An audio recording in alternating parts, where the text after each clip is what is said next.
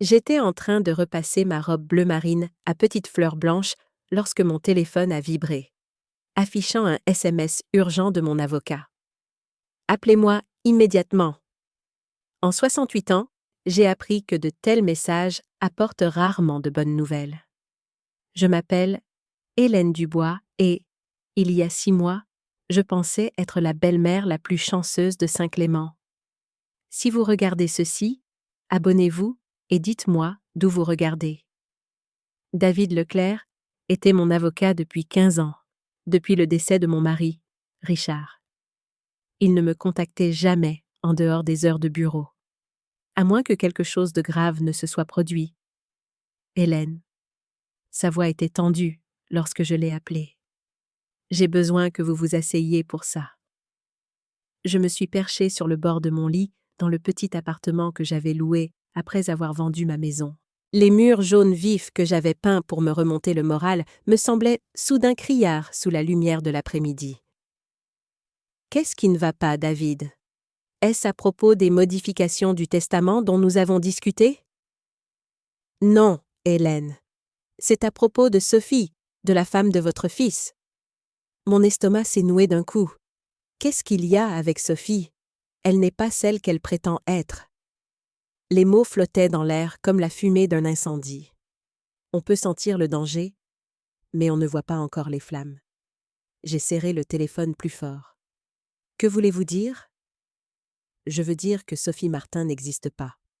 Du moins, pas la version que votre fils a épousée. J'ai ri nerveusement. David, c'est ridicule. Je connais Sophie depuis plus d'1 an. Elle est infirmière pédiatrique à l'hôpital des enfants de Marseille. Elle a grandi en Alsace. Elle a perdu ses parents dans un accident de bateau quand elle avait 25 ans.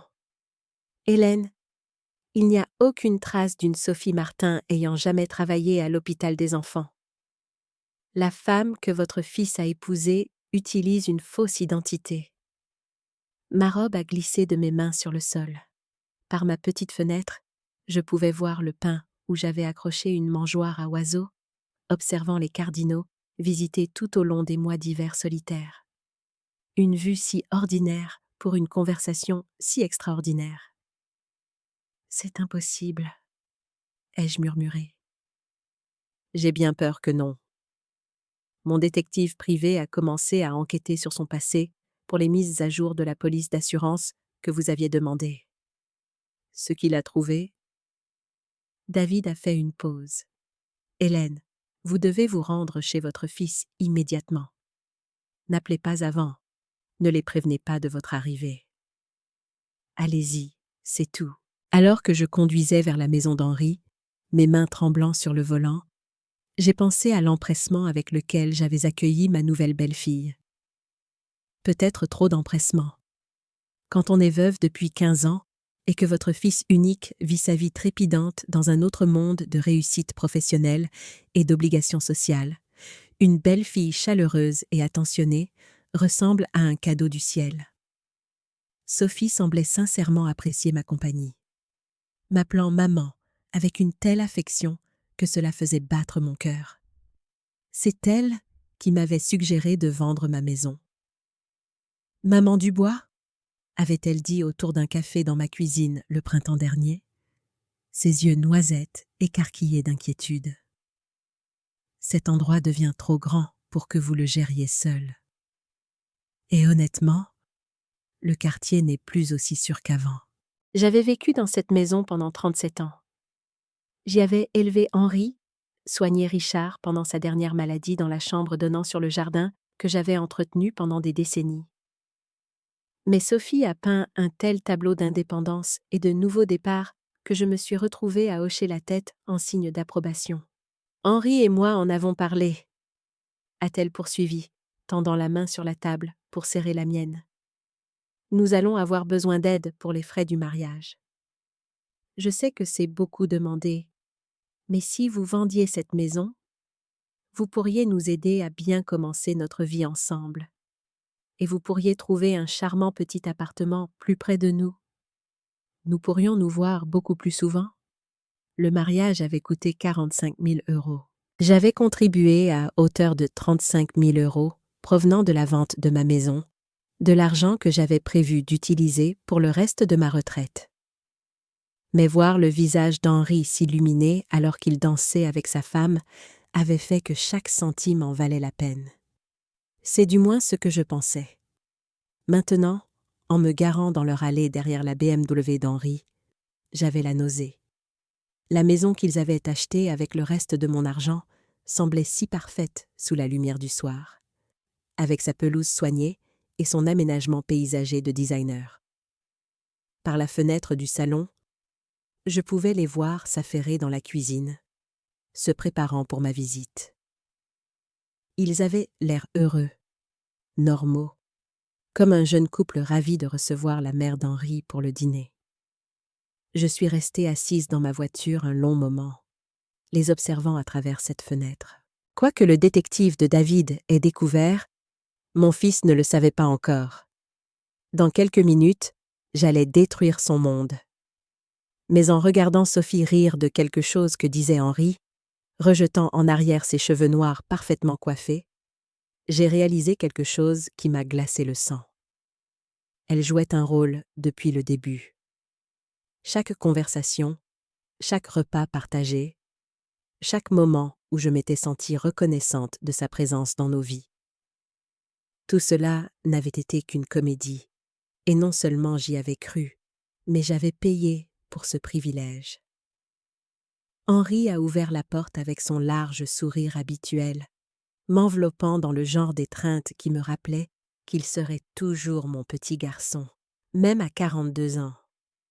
Maman, timing parfait. Sophie prépare son fameux poulet basquez.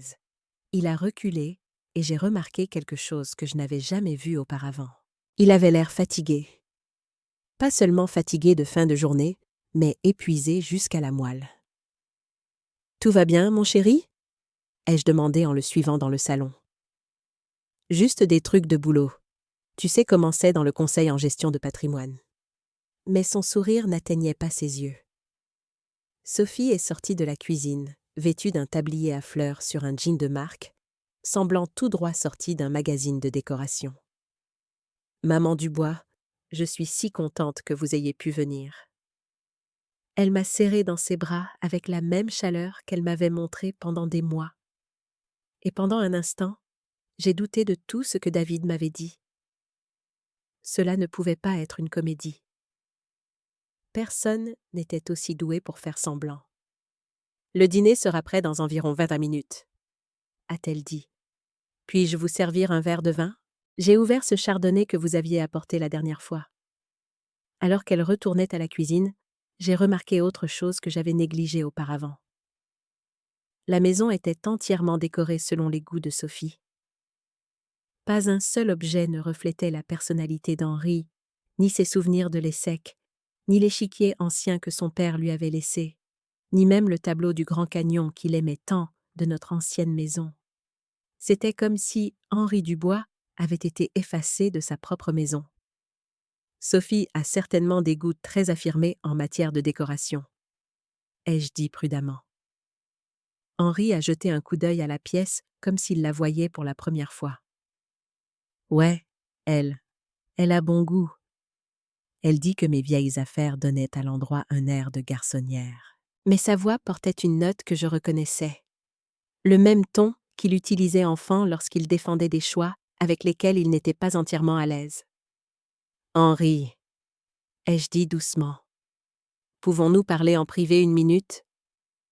Sophie est apparue instantanément dans l'encadrement de la porte, comme si elle avait écouté. Est-ce que tout va bien?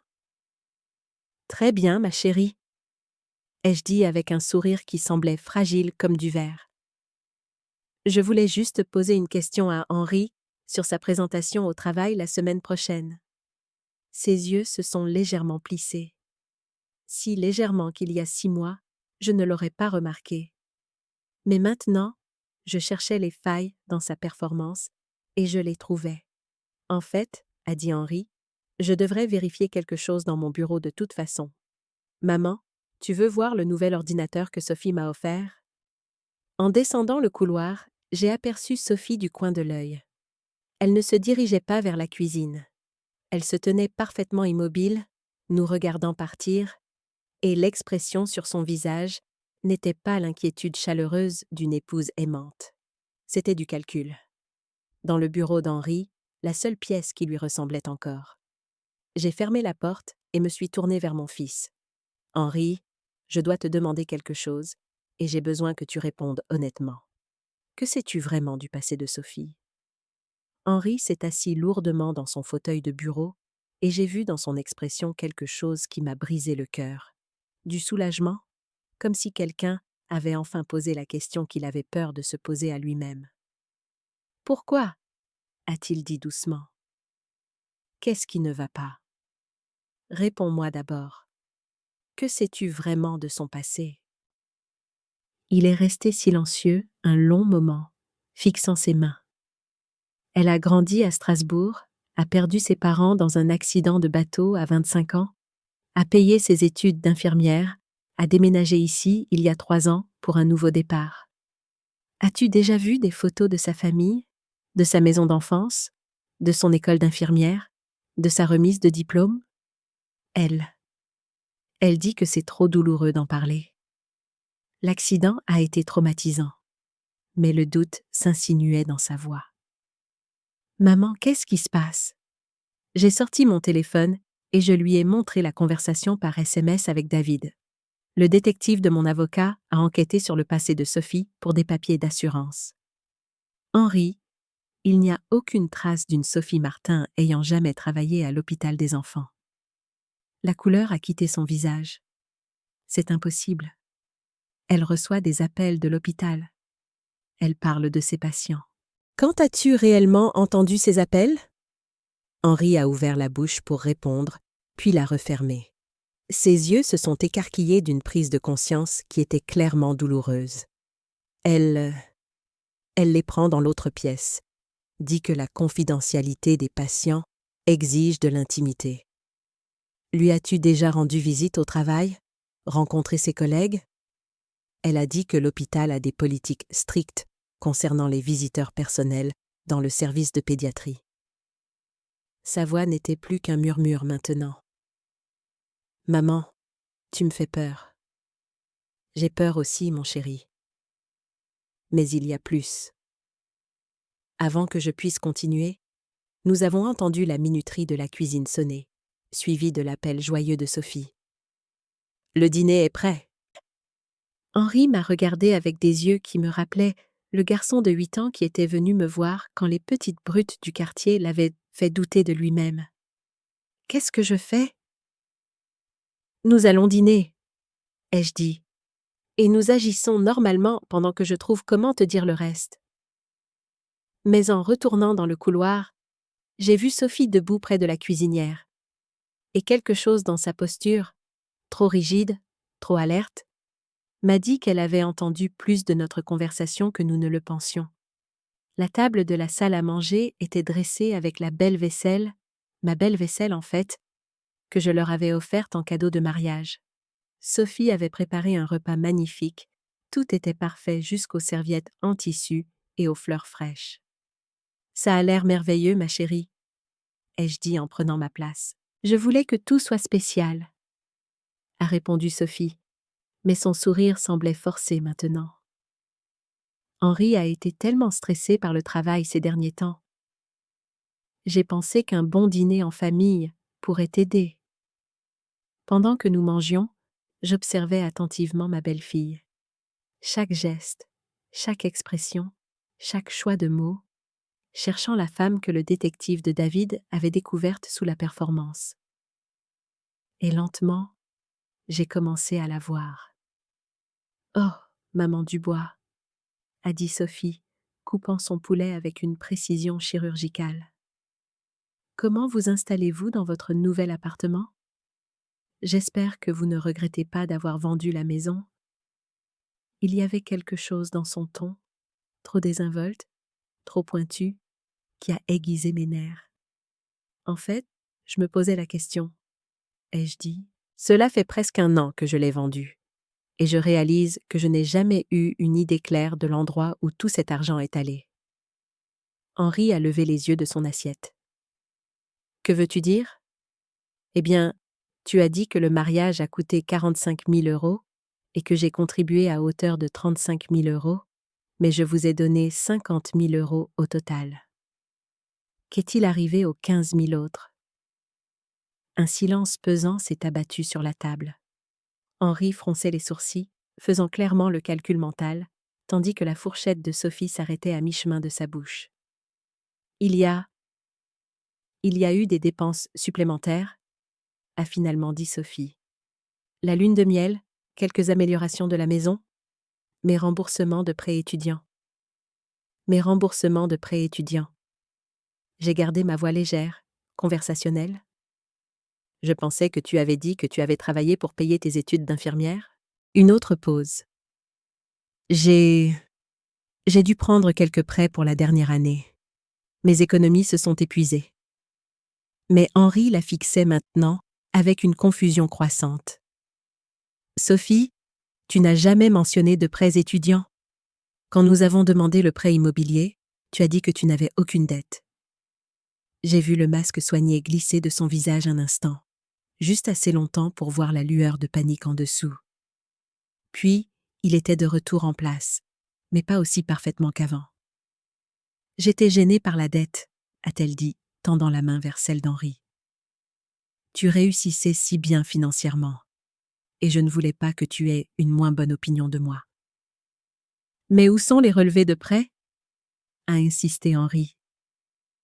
Je gère toutes nos finances maintenant. Je n'ai jamais vu de paiement de prêt étudiant sortir. Sophie a retiré sa main et s'est levée brusquement. Je dois aller voir le dessert.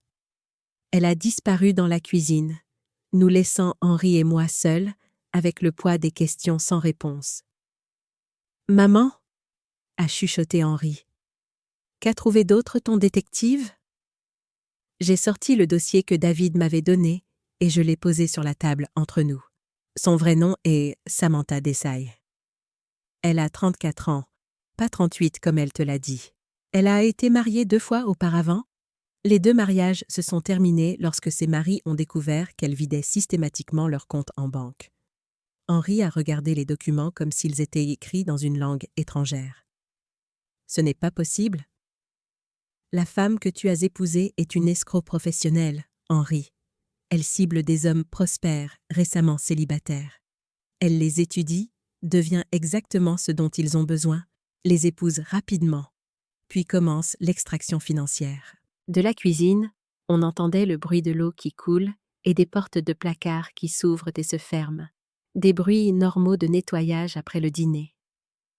Mais je ne pouvais pas me défaire du sentiment que Sophie, ou Samantha, écoutaient chaque mot. Les 15 000 € de l'argent de ma maison, ai-je poursuivi doucement. Elle ne les a pas utilisés pour des prêts étudiants ou des améliorations de la maison. Elle les a envoyés sur un compte à Marseille où vit sa sœur. Sa sœur qui est censée être morte dans cet accident de bateau, avec leurs parents. Henri secouait lentement la tête, comme un homme essayant de se réveiller d'un cauchemar. Mais elle m'aime. Je sais qu'elle m'aime. Mon chéri, elle est très douée dans son travail. La cuisine était devenue étrangement silencieuse. Henri l'a remarqué aussi, sa tête se tournant vers l'embrasure de la porte. Sophie, tout va bien là-dedans? Aucune réponse. J'ai senti un frisson me parcourir l'échine. Henri, où garde-t-elle son sac à main? Sur le comptoir près de la porte? Pourquoi? Nous nous sommes levés en même temps, nous déplaçant rapidement mais silencieusement vers la cuisine. Elle était vide. La porte arrière était légèrement entr'ouverte, et une brise fraîche du soir agitait les rideaux. Son sac à main a disparu, a dit Henri, la voix creuse. Je me suis dirigée vers la porte et j'ai regardé dans leur jardin. Au fond, près de la clôture, je pouvais voir une silhouette se déplaçant rapidement dans l'ombre. Elle s'enfuit, ai-je dit. Henri s'est précipité vers la fenêtre de devant. Sa voiture est toujours là. Elle a probablement une autre voiture garée à proximité. Henri, écoute-moi attentivement. Nous devons appeler David immédiatement, puis nous devons appeler la police. Mais Henri fixait la table de la salle à manger où le téléphone de Sophie gisait à côté de son assiette abandonnée. Elle a laissé son téléphone. Je l'ai ramassé. Il était verrouillé avec un schéma complexe, mais j'ai remarqué quelque chose au dos de la coque. Un petit morceau de papier avec ce qui ressemblait à une série de points. J'ai essayé le schéma et, à ma grande surprise, le téléphone s'est déverrouillé. Elle avait un schéma de déverrouillage de secours caché sur la coque, ai-je dit en montrant à Henri. Malin, mais pas assez. L'historique des appels était principalement vide, mais les messages textes racontaient une autre histoire. Des messages à quelqu'un nommé Monsieur la Vieille commence à se méfier. Combien de temps dois-je encore continuer? Le compte à Marseille a besoin de plus de temps. Et puis, plus tôt dans la journée, urgence, elle a engagé un détective privé. Besoin d'un plan d'extraction maintenant. Henri, ai-je dit doucement. Assieds-toi. Il lisait par-dessus mon épaule, son visage devenant plus pâle à chaque message. Elle prévoyait de partir de toute façon. Oui, mais pas avant d'avoir pris tout ce qu'elle pouvait. J'ai fait défiler jusqu'à l'application de photos. Elle était principalement vide, mais il y avait plusieurs captures d'écran, des photos de relevés bancaires, de documents d'assurance et de comptes d'investissement. Tous appartenaient à Henri. Elle a documenté tes actifs. Ai-je dit, elle planifiait son retrait final. Henri s'est affalé sur une chaise, l'air d'un homme qui venait de réaliser qu'il vivait avec une étrangère. Combien de temps penses-tu qu'elle allait attendre? J'ai pensé à la chronologie, à la façon dont Sophie avait insisté pour des comptes joints, pour l'accès au fonds de retraite d'Henri, pour que je vende ma maison et que je contribue davantage. Je pense qu'elle prévoyait de disparaître juste après t'avoir convaincu de la désigner comme bénéficiaire de ton contrat d'assurance vie. Elle en a parlé la semaine dernière, n'est-ce pas? A-t-elle dit. C'est important pour les couples mariés de mettre à jour leurs bénéficiaires. Henri a hoché lentement la tête. Elle a dit que nous devrions le faire après le dîner ce soir. Elle avait même les formulaires prêts. Nous nous sommes regardés à travers les décombres de ce qui avait été, il y a à peine une heure, un joyeux dîner de famille. Le mariage de mon fils était terminé. La femme qu'il avait aimée, en qui il avait eu confiance, avec qui il avait construit une vie, n'avait jamais existé. Mais il y avait autre chose dans les yeux d'Henri maintenant, à côté de la douleur et du choc. Quelque chose qui ressemblait à du soulagement. « Tu sais quel est le pire, maman ?» a-t-il dit doucement. Je crois qu'une partie de moi le savait déjà. La police est arrivée dans les 20 minutes, mais à ce moment-là, nous savions tous que Sophie, ou plutôt Samantha, était loin. Le lieutenant Élise Renaud, une femme perspicace de mon âge, a écouté notre histoire avec l'expression lasse de quelqu'un qui avait déjà vu cette tragédie particulière. « Madame » m'a-t-elle dit après avoir examiné le téléphone abandonné de Sophie, « vous avez probablement sauvé votre fils de la perte de tout ce qu'il possède. Ces fraudeurs au mariage escaladent généralement rapidement une fois qu'ils ont un accès légal aux actifs. » Henri était assis à l'îlot de sa cuisine, fixant les formulaires d'assurance que Sophie avait préparés pour qu'il les signe. Elle était si insistante pour que nous fassions ça ce soir. Il a murmuré. Elle a dit que c'était romantique de se désigner mutuellement comme bénéficiaires. Romantique? Ai-je répété sèchement. Rien ne dit « je t'aime » comme un contrat d'assurance vie d'1 million d'euros. Le lieutenant Renaud a presque souri à cela. Madame Dubois, je vais avoir besoin que vous travailliez avec notre brigade financière. L'enquête de votre avocat nous donne une avance considérable, mais nous devons tracer tous les mouvements d'argent et identifier d'autres victimes potentielles. D'autres victimes, l'expression m'a frappée comme de l'eau froide. Combien d'autres pensez-vous qu'il y en a? A demandé Henri. D'après le schéma découvert par le détective de votre mère, possiblement des dizaines. Samantha Desai mène cette escroquerie depuis au moins 8 ans dans 5 départements différents. J'ai eu la nausée en pensant à d'autres mères qui avaient donné les économies de toute une vie pour aider au bonheur de leur fils, seulement pour les voir disparaître dans les poches d'une prédatrice professionnelle. D'autres hommes comme Henri, qui avaient été manipulés pour croire qu'ils avaient trouvé le grand amour. Lieutenant, ai-je dit, quelles sont les chances que nous récupérions l'argent? Honnêtement, mince. Ces opérations sont conçues pour déplacer l'argent rapidement à travers de multiples comptes et juridictions, mais nous pourrions être en mesure de l'empêcher de victimiser d'autres personnes. Après le départ de la police, Henri et moi nous sommes assis dans son salon, entourés des vestiges de la tromperie de Samantha. Sa tasse de café était encore sur la table d'appoint, tachée de rouge à lèvres parfaitement conservé. Son pull drapé sur le dossier du canapé, comme si elle venait de sortir un instant. « Je dois te demander quelque chose, maman, » a dit Henri doucement. « Et j'ai besoin que tu sois honnête avec moi. Je me suis préparée. L'as-tu déjà aimé?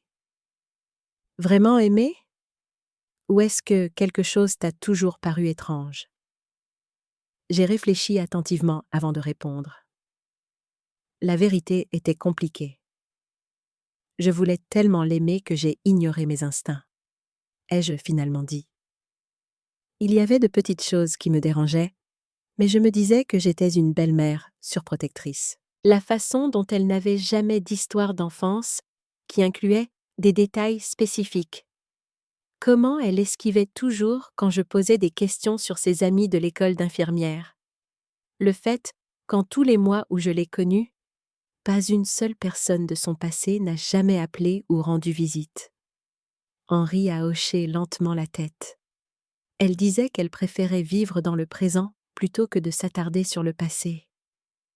Je pensais que c'était sain, progressiste. C'était prudent, ai-je corrigé. Et nous avons tous les deux pris la prudence pour de l'admiration. Mon téléphone a sonné. Le nom de David est apparu sur l'écran. Le détective a trouvé autre chose, a dit David sans préambule. Pouvez-vous, Henri et vous, venir à mon bureau demain matin à la 1e heure? Quel genre d'autre chose? Le genre qui va vous mettre très en colère. Le lendemain matin, le bureau de David semblait différent. Au lieu de l'atmosphère calme habituelle des consultations juridiques, il y avait une énergie qui me rappelait une salle de crise. Des papiers couvraient chaque surface, et un homme que je ne reconnaissais pas était assis à la table de conférence avec un ordinateur portable et plusieurs dossiers en carton. Hélène, Henri, voici l'inspecteur Julien Morin de la Brigade financière nationale. L'inspecteur Morin s'est levé pour nous serrer la main. Il était plus jeune que je ne l'avais imaginé, peut-être 45 ans, avec ce genre d'intensité concentrée qui vous obligeait à prêter attention. Madame Dubois, votre décision d'enquêter sur Sophie Martin a peut-être permis de démanteler le plus grand réseau de fraude au mariage que nous ayons vu au cours de la dernière décennie. Il a ouvert l'un des dossiers et a étalé des photographies, des permis de conduire, des photos de mariage et ce qui ressemblait à des images de surveillance. Toutes montraient la même femme, mais avec des couleurs de cheveux différentes, des noms différents, des hommes différents à ses côtés. Samantha Desailly, alias Sophie Martin, alias Sarah David, alias Sandra Pierre. L'inspecteur Morin a poursuivi. 4 identités différentes que nous connaissons, peut-être plus. 23 victimes confirmées en Provence-Alpes-Côte d'Azur, en Occitanie, en Auvergne-Rhône-Alpes et maintenant ici. Henri a fixé une photo de mariage montrant Sophie, ou Samantha, ou qui que ce soit, dans une robe blanche, souriant radieusement à côté d'un homme qui n'était pas lui. Depuis combien de temps fait-elle ça? Notre cas confirmé le plus ancien remonte à 10 ans, mais nous soupçonnons qu'elle peaufine cette opération depuis bien plus longtemps. J'ai étudié les visages sur les photographies. Les victimes, pas Samantha. Ils avaient tous quelque chose en commun. Des hommes professionnels d'âge moyen. La plupart d'entre eux récemment divorcés ou veufs. Tous avec ce regard légèrement désespéré de personnes qui avaient renoncé à trouver l'amour et qui étaient tombées sur ce qui semblait être un miracle. Quel est son butin total? Ai-je demandé. L'inspecteur Morin a consulté ses notes. Estimation prudente. 3,4 millions d'euros. Le chiffre flottait dans l'air comme une présence physique. Henri a émis un son entre un hoquet et un gémissement. Mais voici ce qui est intéressant, a poursuivi l'inspecteur. Dans chaque cas précédent, elle disparaissait dans les 6 à 8 mois suivant le mariage. Avec votre fils, elle est restée près d'1 an. Cela suggère quelque chose de différent à propos de cette opération. Différent comment? Ai-je demandé, bien que je commençais à soupçonner que je connaissais la réponse. Elle construisait quelque chose de plus grand. Les autres victimes ont perdu leurs économies, leurs maisons, parfois leurs comptes de retraite, mais aucune d'entre elles n'avait une mère riche qui pouvait être manipulée pour contribuer des fonds supplémentaires. La pièce est devenue très silencieuse. J'ai senti les yeux d'Henri sur moi, mais j'ai continué à regarder les photographies étalées sur la table. Vous dites que j'étais la cible à long terme, ai-je finalement dit. Henri n'était que le point d'entrée. C'est notre théorie de travail. Tout dans la chronologie le confirme. Elle a rencontré Henri juste après l'annonce de sa promotion dans le journal économique. Elle a fait des recherches sur sa famille, a appris l'existence de l'assurance vie de votre mari, la valeur de votre propriété, votre relation étroite avec votre fils. J'ai pensé à toutes ces conversations où Sophie m'avait doucement sondé sur mes finances, mes projets de retraite, mes pensées sur le fait de laisser un héritage à Henri par rapport au fait de profiter de mon argent de mon vivant. Je pensais qu'elle était attentionnée. Au lieu de cela, elle calculait. Alors, que fait-on maintenant? A demandé Henri. L'inspecteur Morin s'est penché en avant. Maintenant, nous tendons un piège. Absolument pas, a dit Henri immédiatement. Je ne laisserai pas ma mère devenir un appât pour cette femme. Ce n'est pas ton choix, ai-je dit calmement, surprise de la fermeté de ma propre voix. C'est le mien. Nous étions toujours dans le bureau de David, mais l'atmosphère était passée de la collecte d'informations à la planification stratégique. L'inspecteur Morin avait exposé sa proposition. M'utiliser pour attirer Samantha afin qu'elle reprenne contact, en espérant la surprendre en train de tenter d'accéder à plus d'argent. Madame Dubois, je comprends les préoccupations de votre fils, a dit l'inspecteur. Ce n'est pas sans risque, mais le schéma de Samantha suggère qu'elle ne pourra pas résister à l'envie de revenir pour ce qu'elle considère comme une affaire inachevée. Qu'est-ce qui vous rend si sûr qu'elle contactera ma mère? A demandé Henri. David a sorti un autre dossier. Parce que selon l'analyse financière du détective, elle n'a jamais eu accès au gros lot. Hélène, montrez-lui vos relevés bancaires. J'avais apporté mes dossiers financiers comme demandé, bien que je ne sois pas sûre de leur importance maintenant. Henri a regardé les chiffres et a froncé les sourcils. Maman, cela montre que tu as encore plus de 300 000 € d'épargne et d'investissement. Je pensais que l'argent de la vente de la maison était la plus grande partie de ce que tu avais. Je t'ai laissé penser ça parce que je ne voulais pas que tu te sentes coupable d'accepter mon aide, ai-je dit. Mais l'assurance vie de ton père et nos économies pour la retraite étaient substantielles. L'argent de la maison était un extra. L'inspecteur Morin a hoché la tête. Samantha a passé des mois à mettre en place le scénario parfait pour accéder à ces fonds. Elle ne va pas renoncer à 300 000 € sans essayer à nouveau. Mais elle sait que nous avons découvert sa tromperie, a protesté Henri. Le sait-elle vraiment? Ai-je demandé, en y réfléchissant.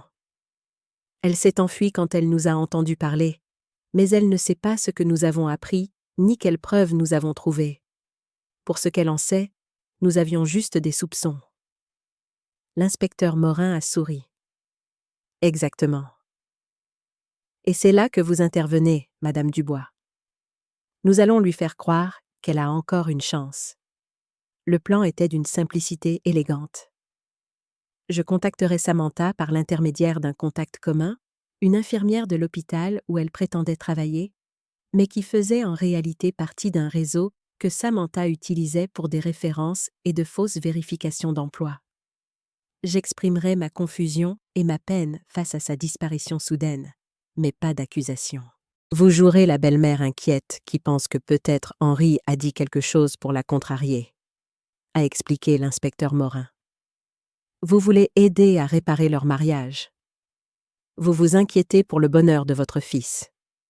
Et si elle mord à l'hameçon, elle reviendra avec une histoire, quelque chose qui explique sa disparition, et fait d'Henri le méchant.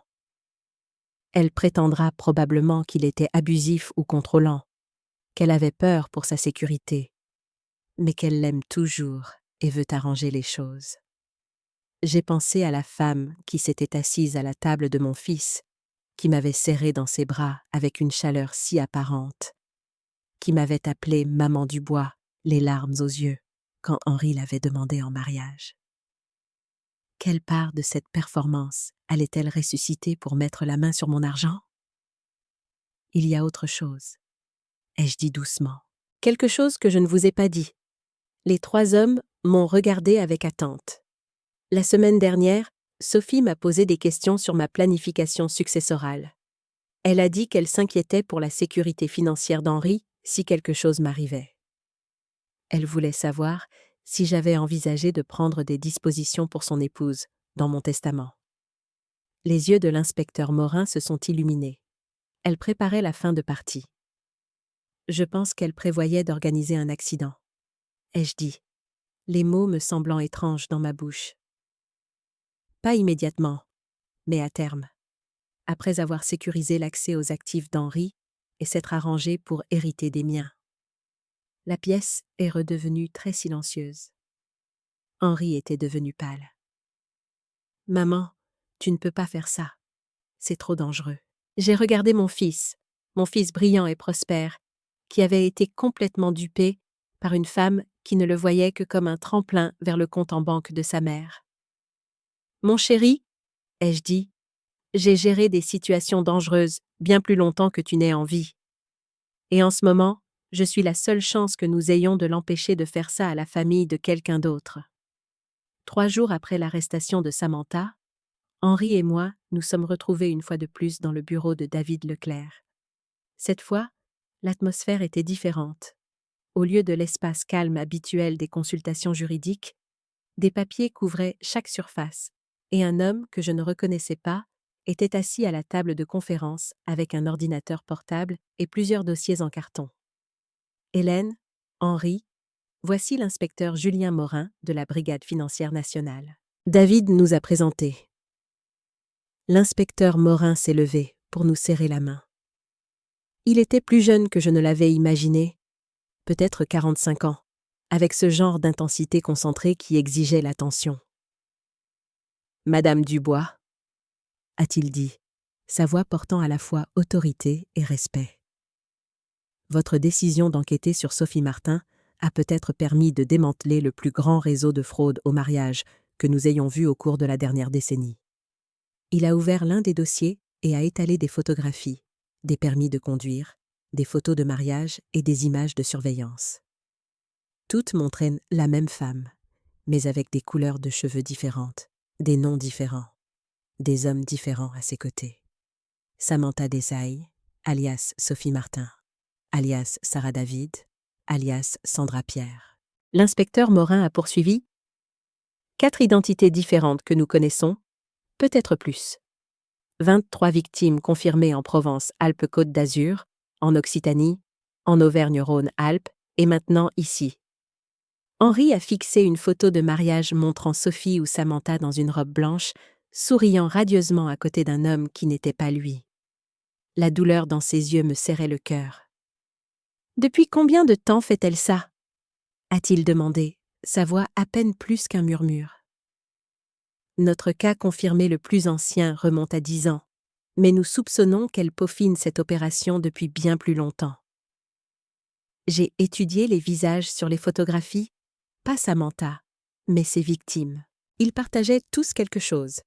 Des hommes professionnels d'âge moyen, la plupart récemment divorcés ou veufs, avec ce regard légèrement désespéré de personnes qui avaient renoncé à trouver l'amour jusqu'à ce qu'un miracle apparaisse. « Quel est son butin total ?» ai-je demandé. L'inspecteur Morin a consulté ses notes. Estimation prudente, 3,4 4 millions d'euros. Le chiffre flottait dans l'air, comme une présence physique.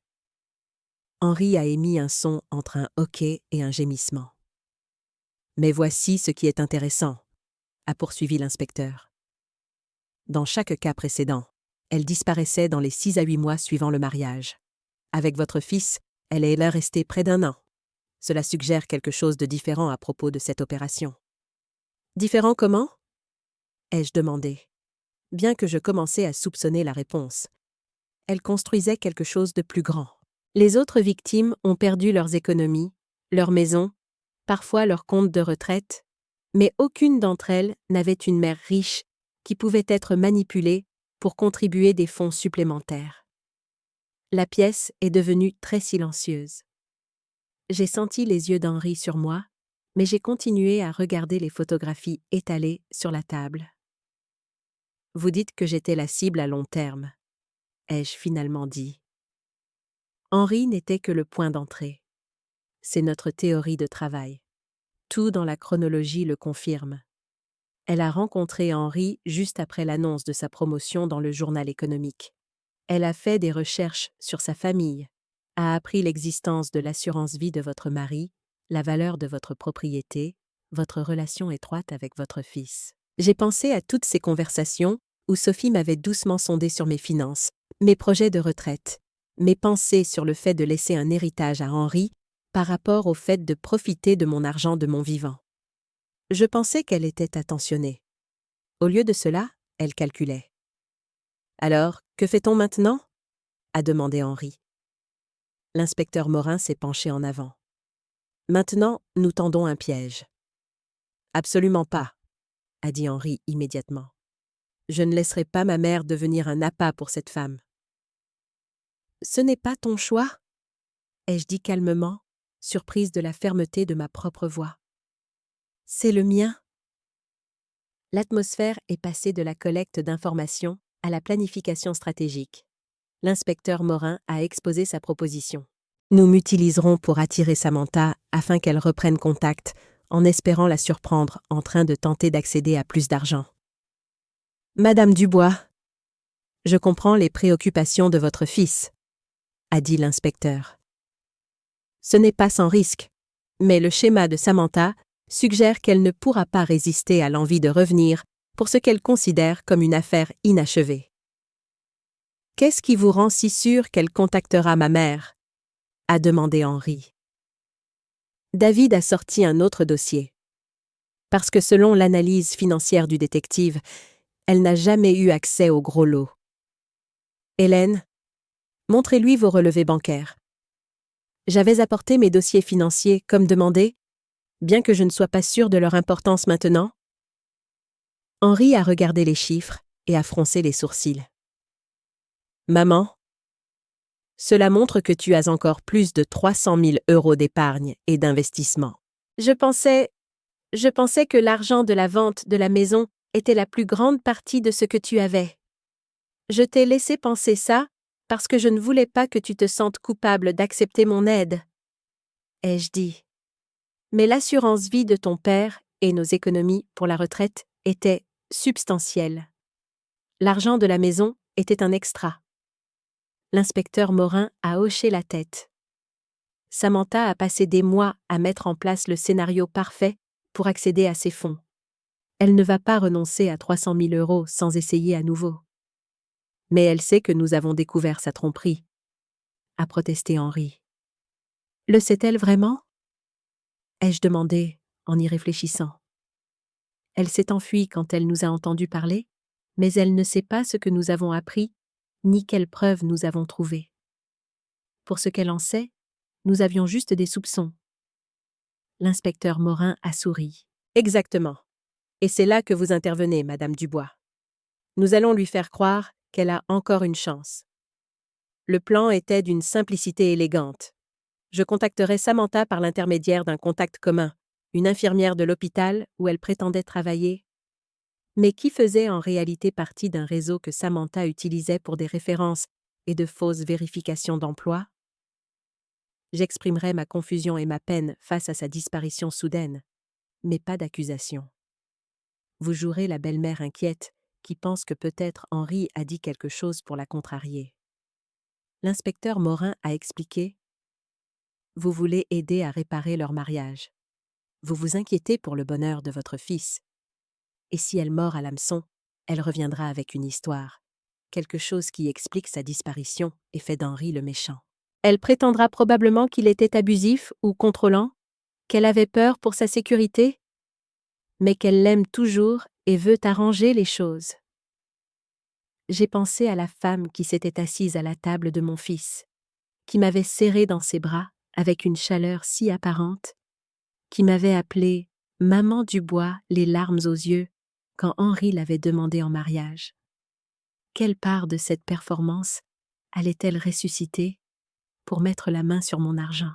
« Il y a autre chose, » ai-je dit doucement, « quelque chose que je ne vous ai pas dit. » Les 3 hommes m'ont regardé avec attente. La semaine dernière, Sophie m'a posé des questions sur ma planification successorale. Elle a dit qu'elle s'inquiétait pour la sécurité financière d'Henri si quelque chose m'arrivait. Elle voulait savoir si j'avais envisagé de prendre des dispositions pour son épouse dans mon testament. Les yeux de l'inspecteur Morin se sont illuminés. Elle préparait la fin de partie. Je pense qu'elle prévoyait d'organiser un accident, ai-je dit, les mots me semblant étranges dans ma bouche. Pas immédiatement, mais à terme, après avoir sécurisé l'accès aux actifs d'Henri et s'être arrangée pour hériter des miens. La pièce est redevenue très silencieuse. Henri était devenu pâle. « Maman, tu ne peux pas faire ça. C'est trop dangereux. » J'ai regardé mon fils brillant et prospère, qui avait été complètement dupé par une femme qui ne le voyait que comme un tremplin vers le compte en banque de sa mère. « Mon chéri, » ai-je dit, « j'ai géré des situations dangereuses bien plus longtemps que tu n'es en vie, et en ce moment, je suis la seule chance que nous ayons de l'empêcher de faire ça à la famille de quelqu'un d'autre. » Notre stratégie a pris forme au cours des jours suivants. Nous avons élaboré un message que j'ai envoyé par l'intermédiaire de Priya Sharma, une infirmière dont nous savions maintenant qu'elle était la complice de Samantha à l'hôpital. Le message était simple. J'étais inquiète pour Sophie. Elle me manquait, et je voulais comprendre ce qui n'allait pas. La réponse est arrivée moins de 24 heures plus tard. Sophie, utilisant son vrai téléphone cette fois, m'a envoyé un texto disant qu'elle était en sécurité, mais effrayée. Henri était devenu jaloux et contrôlant. Elle l'aimait toujours, mais avait besoin d'espace. Pourrions-nous nous rencontrer pour parler? J'ai accepté, suggérant un lieu public, un café du centre-ville de Saint-Clément. Et l'inspecteur Morin et son équipe seraient là, déguisés en clients et en personnel, enregistrant tout. Rappelez-vous, m'a coaché Morin le matin de la rencontre. Elle s'attend à ce que vous soyez vulnérable et confuse. Elle essaiera de manipuler vos instincts maternels, de vous faire sentir que vous aidez votre fils en l'aidant elle. J'ai compris, ai-je dit. Je serai convenablement inquiète et crédule. Henri avait l'air inquiet. Maman, tu es sûre de ça? Absolument, ai-je dit en lui serrant la main. Il est temps que quelqu'un inverse les rôles. Le café était bondé quand je suis arrivée. Exactement comme prévu, j'ai pris une table près de la fenêtre où les caméras de surveillance auraient une vue dégagée. À 14 heures précises, elle est entrée. Elle avait l'air différente, les cheveux plus foncés, moins de maquillage, des vêtements qui suggéraient la difficulté plutôt que le succès, mais les yeux calculateurs étaient les mêmes. « Maman Dubois », a-t-elle dit en s'approchant de ma table, les larmes déjà aux yeux. « Merci beaucoup d'avoir accepté de me voir. » Je me suis levée et je l'ai serrée dans mes bras, comme le ferait une belle-mère aimante, tout en m'émerveillant intérieurement de son audace. « Bien sûr, ma chérie, j'ai été si inquiète pour toi. » Elle s'est assise en face de moi, et je me suis surprise à étudier son visage avec un nouveau regard. Maintenant que je savais quoi chercher, je pouvais voir la performance dans chaque expression, le léger décalage avant chaque réponse émotionnelle, alors qu'elle décidait quelle réaction la servirait le mieux. « Je ne sais pas par où commencer », a-t-elle dit en s'épongeant les yeux avec un mouchoir. Tout s'est passé si vite. Henri a juste... il a changé. Il est devenu méfiant de tout ce que je faisais. Chaque appel téléphonique, chaque ami. Il a commencé à m'accuser de choses, à dire que je mentais sur mon passé. Quel genre de choses? Ai-je demandé doucement. Il a dit que je n'avais jamais travaillé à l'hôpital, ce qui est ridicule. Il les a appelés en se faisant passer pour quelqu'un d'autre, en posant des questions sur moi. Mais bien sûr, il ne pouvait pas donner d'informations sur les employés à des appelants anonymes. Quand ils n'ont pas voulu confirmer mon emploi, il a décidé que cela signifiait que j'avais menti. J'ai hoché la tête avec sympathie. Cela ressemble en effet à un malentendu. Et puis il a trouvé de vieilles photos sur mon téléphone d'avant notre rencontre. Des photos avec le mari d'une amie lors d'un dîner de groupe, et il est devenu convaincu que j'avais été mariée avant. Il n'a pas voulu écouter quand j'ai essayé d'expliquer. Les mensonges coulaient si facilement, chacun conçu pour faire passer Henri pour paranoïaque et déraisonnable, tout en la positionnant comme la victime de ses soupçons infondés. Si je n'avais pas connu la vérité, je l'aurais peut-être cru. « Sophie » ai-je dit prudemment. Henri m'a montré des documents, des relevés bancaires et des choses. Il semblait penser qu'il y avait des irrégularités financières. Pendant un instant, son sang-froid a vacillé. J'ai vu une lueur de calcul froid avant que les larmes ne reviennent. « C'est la pire partie », a-t-elle dit. « Il est convaincu que j'ai pris de l'argent de la vente de votre maison. » Maman Dubois, je ne ferai jamais ça. J'aime cette famille. Vous avez été comme une vraie mère pour moi. Elle a tendu la main sur la table et a pris la mienne, et j'ai dû résister à l'envie de la retirer. « Je sais, ma chérie. » ai-je dit. Mais Henri semble très sûr de ce qu'il a trouvé. Peut-être que si tu pouvais juste expliquer les virements bancaires. Lui montrer où est allé l'argent? Quel virement bancaire? A-t-elle demandé. Mais sa prise sur ma main s'était resserrée. Les 15 000 € qui sont allés à Marseille. Ai-je dit doucement. Il pense que tu les as envoyés à quelqu'un là-bas. Samantha est devenue très immobile.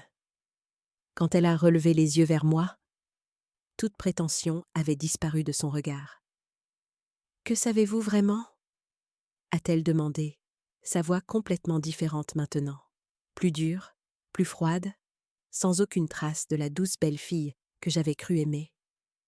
Je lui ai souri, et pour la première fois dans toute cette épreuve, je me suis sentie vraiment puissante.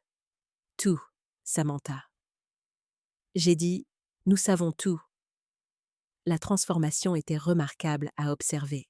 En l'espace de quelques secondes, Samantha Desailles a abandonné toute trace de la jeune épouse vulnérable et au cœur brisé pour se révéler être la prédatrice qu'elle avait toujours été. « Vous n'avez aucune idée de ce à quoi vous avez affaire, » a-t-elle dit, sa voix basse et dangereuse. « Cet argent a disparu, et il n'y a rien que vous puissiez faire pour le récupérer. En fait, ai-je dit, il y a beaucoup de choses que nous pouvons faire. » J'ai fait un léger geste, et l'inspecteur Morin s'est matérialisé à notre table, comme s'il avait été invisible jusqu'à ce moment. 2 autres officiers sont apparus aux sorties. « Samantha Desailles, vous êtes en état d'arrestation pour fraude, usurpation d'identité et complot en vue de commettre un abus financier sur personne âgée. » Elle n'a pas lutté pendant qu'on lui mettait les menottes, mais le regard qu'elle m'a lancé était du pur venin. « Ce n'est pas fini. Vous ne pouvez pas prouver la moitié de ce que vous pensez savoir. »« Nous n'avons pas besoin de prouver la moitié, » a dit l'inspecteur Morin aimablement. « Nous avons seulement besoin de prouver assez. » Alors qu'il l'emmenait, j'ai ressenti un étrange mélange de satisfaction et de tristesse. Satisfaction parce que la justice était enfin rendue, non seulement pour Henri et moi, mais pour toutes les autres familles qu'elle avait détruites. Tristesse parce que j'aimais sincèrement la personne que je pensais qu'elle était même si cette personne n'avait jamais existé. Henri est apparu à mes côtés, alors que la voiture de police s'éloignait. « Tu vas bien, maman ?»« Je vais bien, » ai-je dit, et j'ai réalisé que c'était vrai. Mieux que bien, en fait. Qu'est-ce qui se passe maintenant? Maintenant, nous reconstruisons, ai-je dit, et nous le faisons honnêtement cette fois. 2 jours après l'arrestation, l'inspecteur Morin nous a convoqués pour un briefing. Les preuves qu'ils avaient récupérées dans l'appartement de Samantha étaient accablantes, des dossiers détaillés sur toutes ses victimes, y compris Henri et moi. « Elle avait un sacré dossier sur vous, Madame Dubois », a dit Morin en me montrant un dossier avec ma photo agrafée sur le devant. À l'intérieur se trouvaient des notes sur ma situation financière, mes routines quotidiennes et même mes antécédents médicaux. Comment a-t-elle obtenu tout ça?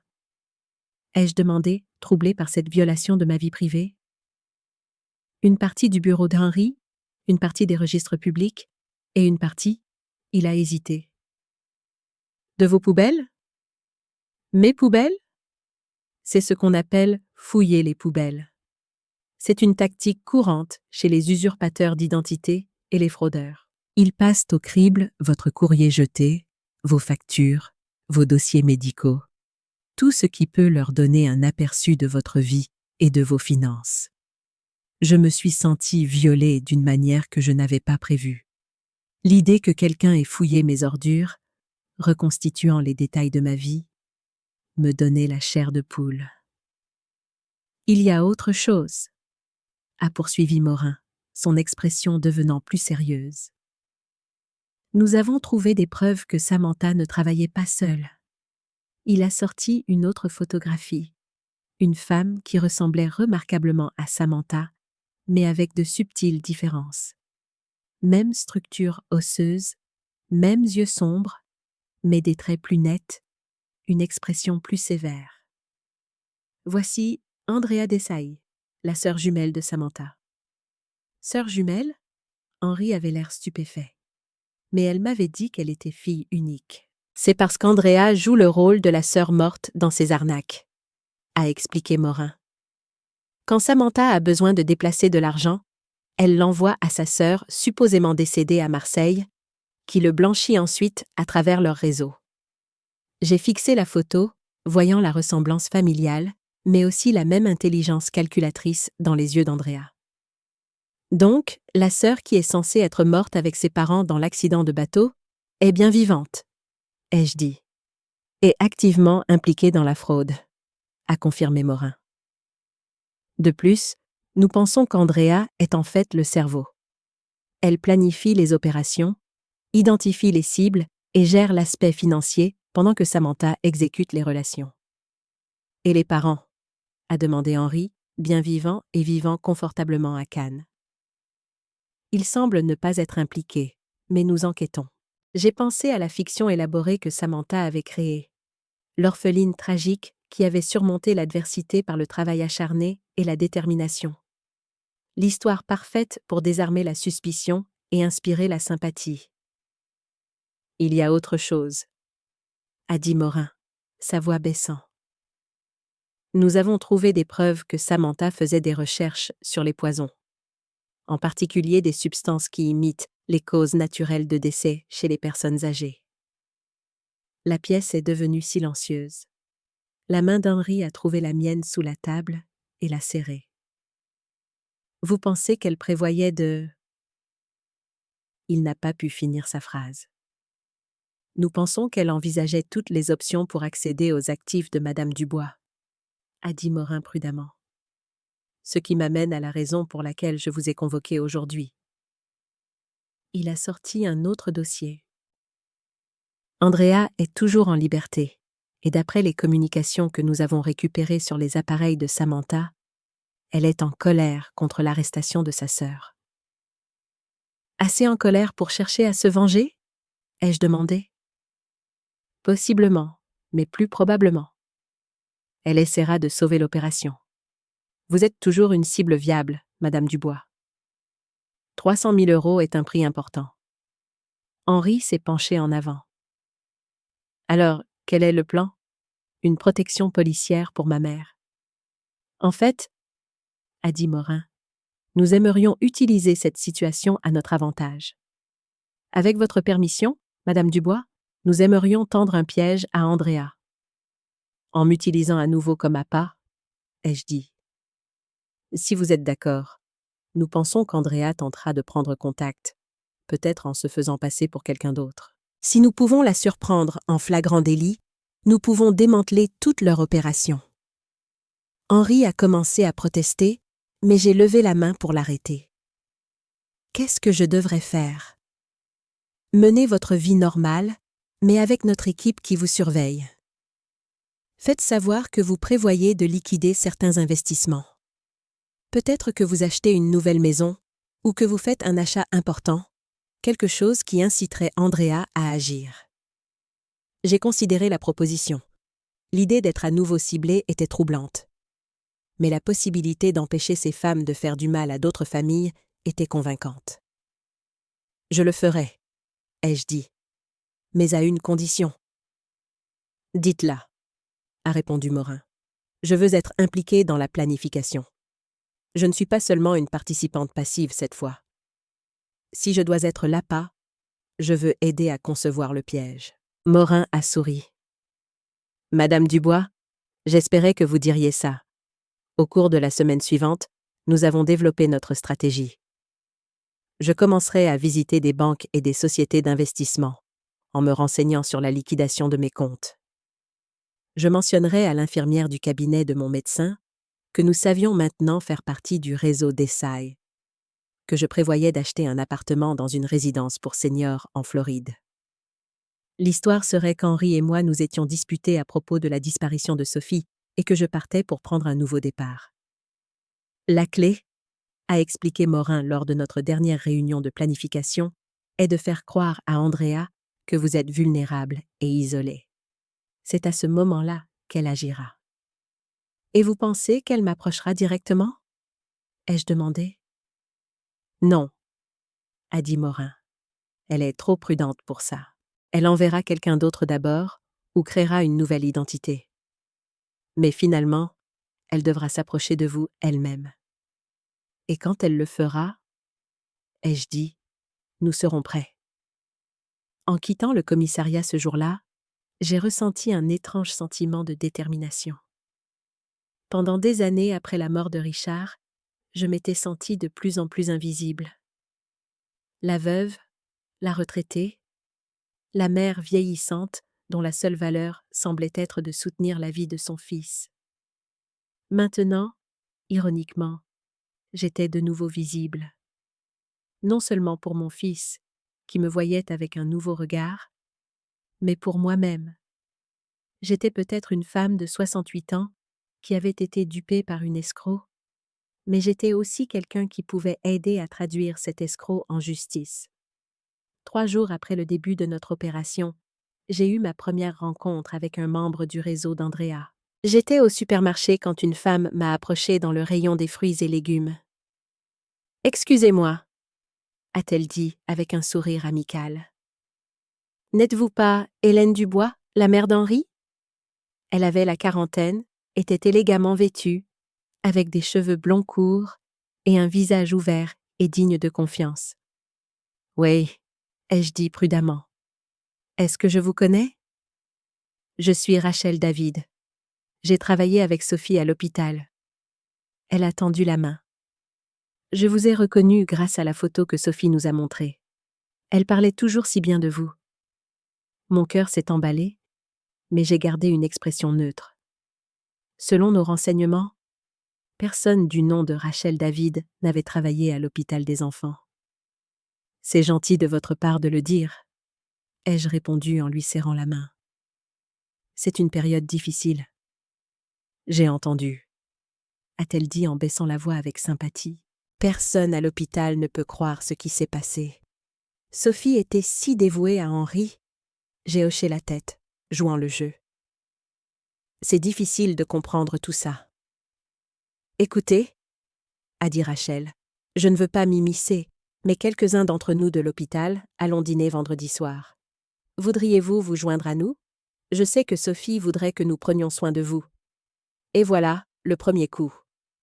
C'est très attentionné, ai-je dit. J'aimerais beaucoup. Nous avons échangé nos numéros, et Rachel a promis de m'envoyer les détails par texto. Dès qu'elle a été hors de vue, j'ai appelé l'inspecteur Morin.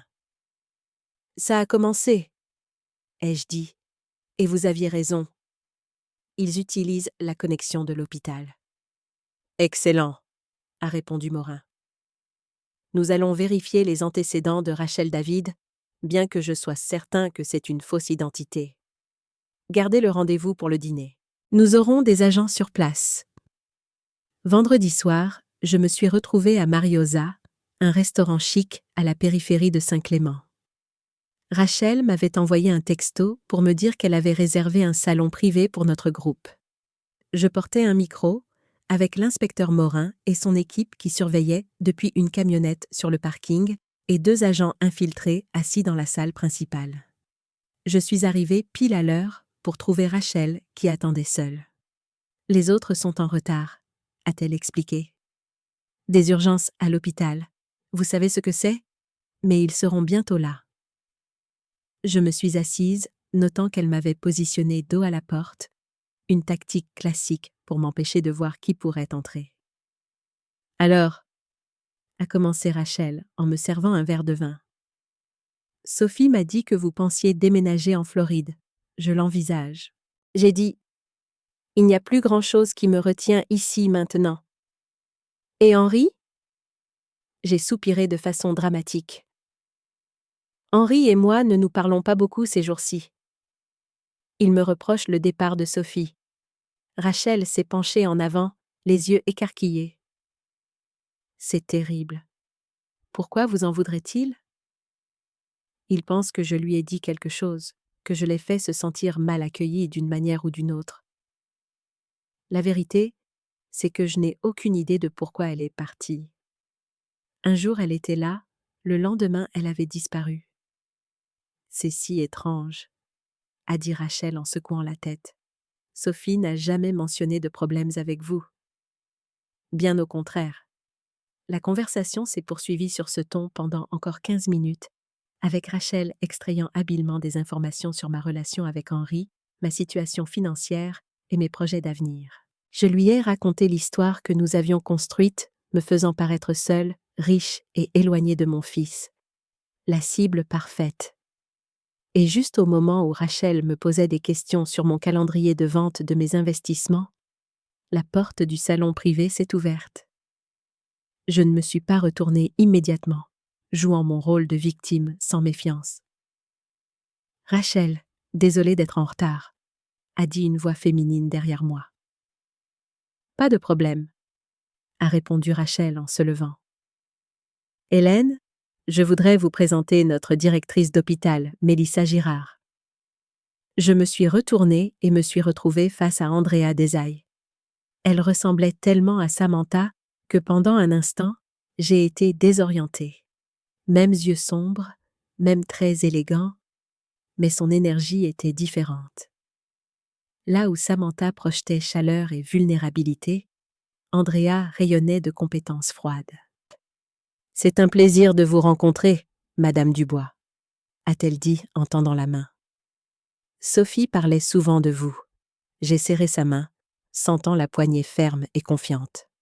« S'il vous plaît, appelez-moi Hélène. Toute amie de Sophie est une amie à moi. » Alors qu'Andrea s'asseyait à côté de Rachel, j'ai remarqué le regard subtil qu'elles ont échangé, une confirmation silencieuse que la cible était en place. « Alors, » a dit Andrea, « Rachel me dit que vous envisagez un grand déménagement. »« La Floride ?» ai-je confirmé. J'ai regardé une résidence pour seniors appelée Cypress Shores. Une région chère, a commenté Andrea nonchalamment. Oui, mais j'ai eu de la chance avec mes investissements, ai-je répondu. Et à mon âge, pourquoi est-ce que j'épargnerais? Autant en profiter tant que je le peux. Andrea a souri. C'est une attitude saine. Trop de gens accumulent leur richesse, jusqu'à ce qu'il soit trop tard pour en profiter. Le reste du dîner s'est déroulé comme prévu. Les collègues fictifs de l'hôpital ne sont jamais arrivés, nous laissant juste toutes les trois dans une conversation intime. Andrea était brillante, posant des questions réfléchies, offrant sa sympathie pour ma relation tendue avec Henri, et s'établissant progressivement comme quelqu'un en qui je pouvais avoir confiance. Au dessert, elle avait manœuvré la conversation exactement où elle le voulait. « Vous savez, » a dit Andrea, « j'ai un frère qui est conseiller financier spécialisé dans les transitions de retraite. Il aide les gens comme vous à maximiser leurs investissements tout en minimisant les impôts lors des grands changements de vie. Je serais heureuse de vous le présenter. » « C'est très gentil, » ai-je dit. « J'aurais certainement besoin de conseils. » Mon conseiller actuel est un ami d'Henri, et les choses sont un peu gênantes maintenant. « Je comprends tout à fait, » a dit Andrea en me tapotant la main. Les complications familiales peuvent rendre ces transitions si difficiles. Pourquoi ne pas demander à mon frère de vous appeler la semaine prochaine? Sans pression, juste une consultation. J'apprécierais cela, ai-je répondu. Alors que nous quittions le restaurant, Andrea m'a tendu sa carte de visite. Directrice d'hôpital était imprimée sous son faux nom. « N'hésitez pas à appeler si vous avez besoin de quoi que ce soit, » a-t-elle dit. « Ou si vous voulez simplement parler. Je sais à quel point ces changements de vie peuvent être isolants. »« Merci, Mélissa, » ai-je dit en utilisant son alias. Cela signifie beaucoup de savoir que Sophie avait des collègues si attentionnés. Je les ai regardés s'éloigner en voiture avant de me diriger vers la mienne, où l'inspecteur Morin attendait. « Vous avez été magnifique, » a-t-il dit. « Nous avons tout enregistré. »« Elle est douée, » ai-je admis. « Très douée. Si je ne savais pas qui elle était, je lui ferais entièrement confiance. C'est pour ça qu'elles réussissent si bien, » a répondu Morin. « Ce sont des expertes pour créer un rapport et une confiance instantanée. Quelle est votre évaluation? Est-ce qu'elle reprendra contact? » Certainement. D'abord par le frère fictif, puis directement. Elle veut mon argent, inspecteur, et elle pense que je suis une proie facile. Alors nous continuons comme prévu. Nous allons organiser la fausse réunion avec le conseiller financier et voir jusqu'où elle est prête à aller. En rentrant chez moi ce soir-là, j'ai pensé aux jumelles, Samantha et Andrea, et au monde élaboré de tromperies qu'elles avaient créé. Elles étaient intelligentes, charmantes et totalement impitoyables. Dans une autre vie, avec des choix différents, elles auraient pu réussir dans n'importe quel domaine. Au lieu de cela, elles avaient bâti une entreprise criminelle sur l'exploitation de la solitude et de la confiance humaine, et j'allais aider à la démanteler. La réunion avec le frère de Mélissa Girard était prévue pour le mardi suivant. L'inspecteur Morin et son équipe ont passé le week-end à mettre en place une opération de simulation élaborée. Ils ont créé un faux bureau de conseiller financier dans un complexe d'affaires du centre-ville avec une signalisation convaincante, des brochures d'aspect professionnel et des agents infiltrés se faisant passer pour du personnel. « Nous avons identifié l'homme que vous allez rencontrer », m'a dit Morin lors de notre dernier briefing. Son vrai nom est Mark Winters. Il fait partie du réseau Desai depuis au moins 5 ans, se faisant passer pour divers professionnels. Avocat, comptable, agent d'assurance, selon les besoins de la situation. Et son rôle dans ce scénario? Ai-je demandé. Il s'établira comme un conseiller financier légitime, gagnera votre confiance, puis suggérera des changements de planification successorale qui profiteront finalement à Andrea. Nous nous attendons à ce qu'il la recommande sous son alias de Mélissa Girard comme fiduciaire ou exécutrice testamentaire potentielle, ce qui lui facilitera l'accès à mes biens, ai-je dit. Exactement. Il essaiera aussi probablement de vous faire signer des documents autorisant des transferts ou des modifications de vos comptes. Ne vous inquiétez pas. Rien de ce que vous signerez dans ce bureau ne sera juridiquement contraignant.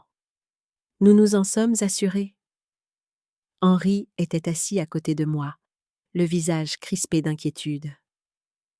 Il m'avait soutenu, mais était anxieux tout au long de ce processus, tiraillé entre le désir de justice et la peur pour ma sécurité. « Maman, Je n'aime toujours pas ça, a-t-il dit. Ces gens étaient prêts à empoisonner les précédentes victimes de Samantha. Et s'ils essayaient quelque chose de similaire avec toi? C'est pourquoi nous aurons une surveillance à tout moment, l'a rassuré Morin. Madame Dubois ne sera jamais vraiment seule avec l'un d'entre eux. J'ai tapoté la main d'Henri. Tout ira bien, mon chéri. Je suis devenue assez douée dans ce métier d'espionne. Il n'a pas souri. Promets-moi juste d'être prudente. Je promets. Le faux bureau de James Grant, conseiller financier, était impressionnant de réalisme. Situé dans un complexe d'affaires haut de gamme avec vue sur les montagnes, il présentait un mobilier de bon goût, des diplômes au mur et une réceptionniste qui m'a accueilli chaleureusement à mon arrivée.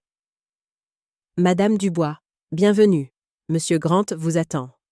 Puis-je vous offrir un café ou un thé en attendant? Juste de l'eau, merci, ai-je répondu, me souvenant de l'avertissement de l'inspecteur Morin de ne pas accepter de nourriture ou de boisson qui n'aurait pas été préparée par l'équipe. Mark Winters, alias James Grant, est sorti de son bureau quelques instants plus tard. Il était grand et distingué, avec des cheveux argentés et l'assurance de quelqu'un habitué à gérer la fortune. Si je n'avais pas su la vérité, j'aurais été complètement convaincu par son allure professionnelle. « Madame Dubois » m'a-t-il salué chaleureusement. « Veuillez entrer. Mélissa m'a tant parlé de vous. » Pendant l'heure qui a suivi, Marc a mené ce qui semblait être une consultation financière légitime. Il a posé des questions détaillées sur mes investissements, mes comptes de retraite et mes projets futurs. Il a offert des conseils raisonnables sur les implications fiscales et a suggéré plusieurs stratégies potentiellement bénéfiques pour gérer mes actifs pendant mon déménagement. Si je n'avais pas su la vérité, j'aurais été complètement convaincu de son expertise et de sa légitimité. Maintenant, a-t-il dit après que nous ayons couvert les bases, il y a quelque chose de spécifique que j'aimerais discuter avec vous. Étant donné votre situation, déménager dans un nouvel État, quelques tensions familiales. Avez-vous envisagé de mettre à jour vos documents de planification successorale? Ai-je demandé, comme si l'idée ne m'était pas venue. Oui, c'est quelque chose que beaucoup de gens négligent lors des grandes transitions de vie. Mais c'est crucial. Si quelque chose vous arrivait, vous voudriez vous assurer que vos volontés soient exécutées sans complication. Je suppose que vous avez raison, ai-je dit. Mon testament actuel laisse tout à Henri, mais étant donné nos récentes difficultés. Marc a hoché la tête avec sympathie. C'est une situation délicate. Seriez-vous ouverte à rencontrer notre spécialiste en planification successorale? Elle pourrait examiner vos documents actuels et suggérer des mises à jour appropriées. Ce serait utile, ai-je convenu? Excellent. Il se trouve que Mélissa, que vous avez rencontrée au dîner, a une vaste expérience dans ce domaine. Elle travaille à temps partiel avec notre cabinet, spécialisé dans les situations familiales complexes comme la vôtre. Et voilà, la prochaine étape de leur plan. Andrea se positionnait pour influencer directement ma planification successorale, créant une opportunité de s'insérer, elle ou ses mandataires, dans mon testament. Mélissa, ai-je dit, feignant la surprise. La directrice de l'hôpital. Marc a souri. Elle a plusieurs casquettes. L'administration hospitalière est son rôle principal, mais elle est aussi une avocate agréée avec une expertise en droit des personnes âgées et en planification successorale. Seriez-vous à l'aise de travailler avec elle? Bien sûr, ai-je dit. Elle semblait très compétente. Parfait. Je lui demanderai de vous contacter pour fixer un rendez-vous. En attendant, a-t-il dit en faisant glisser un dossier sur le bureau. Voici quelques informations sur les stratégies d'investissement dont nous avons discuté. Prenez votre temps pour les examiner et nous pourrons avancer quand vous serez prête. En quittant le bureau, je n'ai pu m'empêcher d'admirer la sophistication de leur approche. Rien de manifestement criminel ne s'était produit.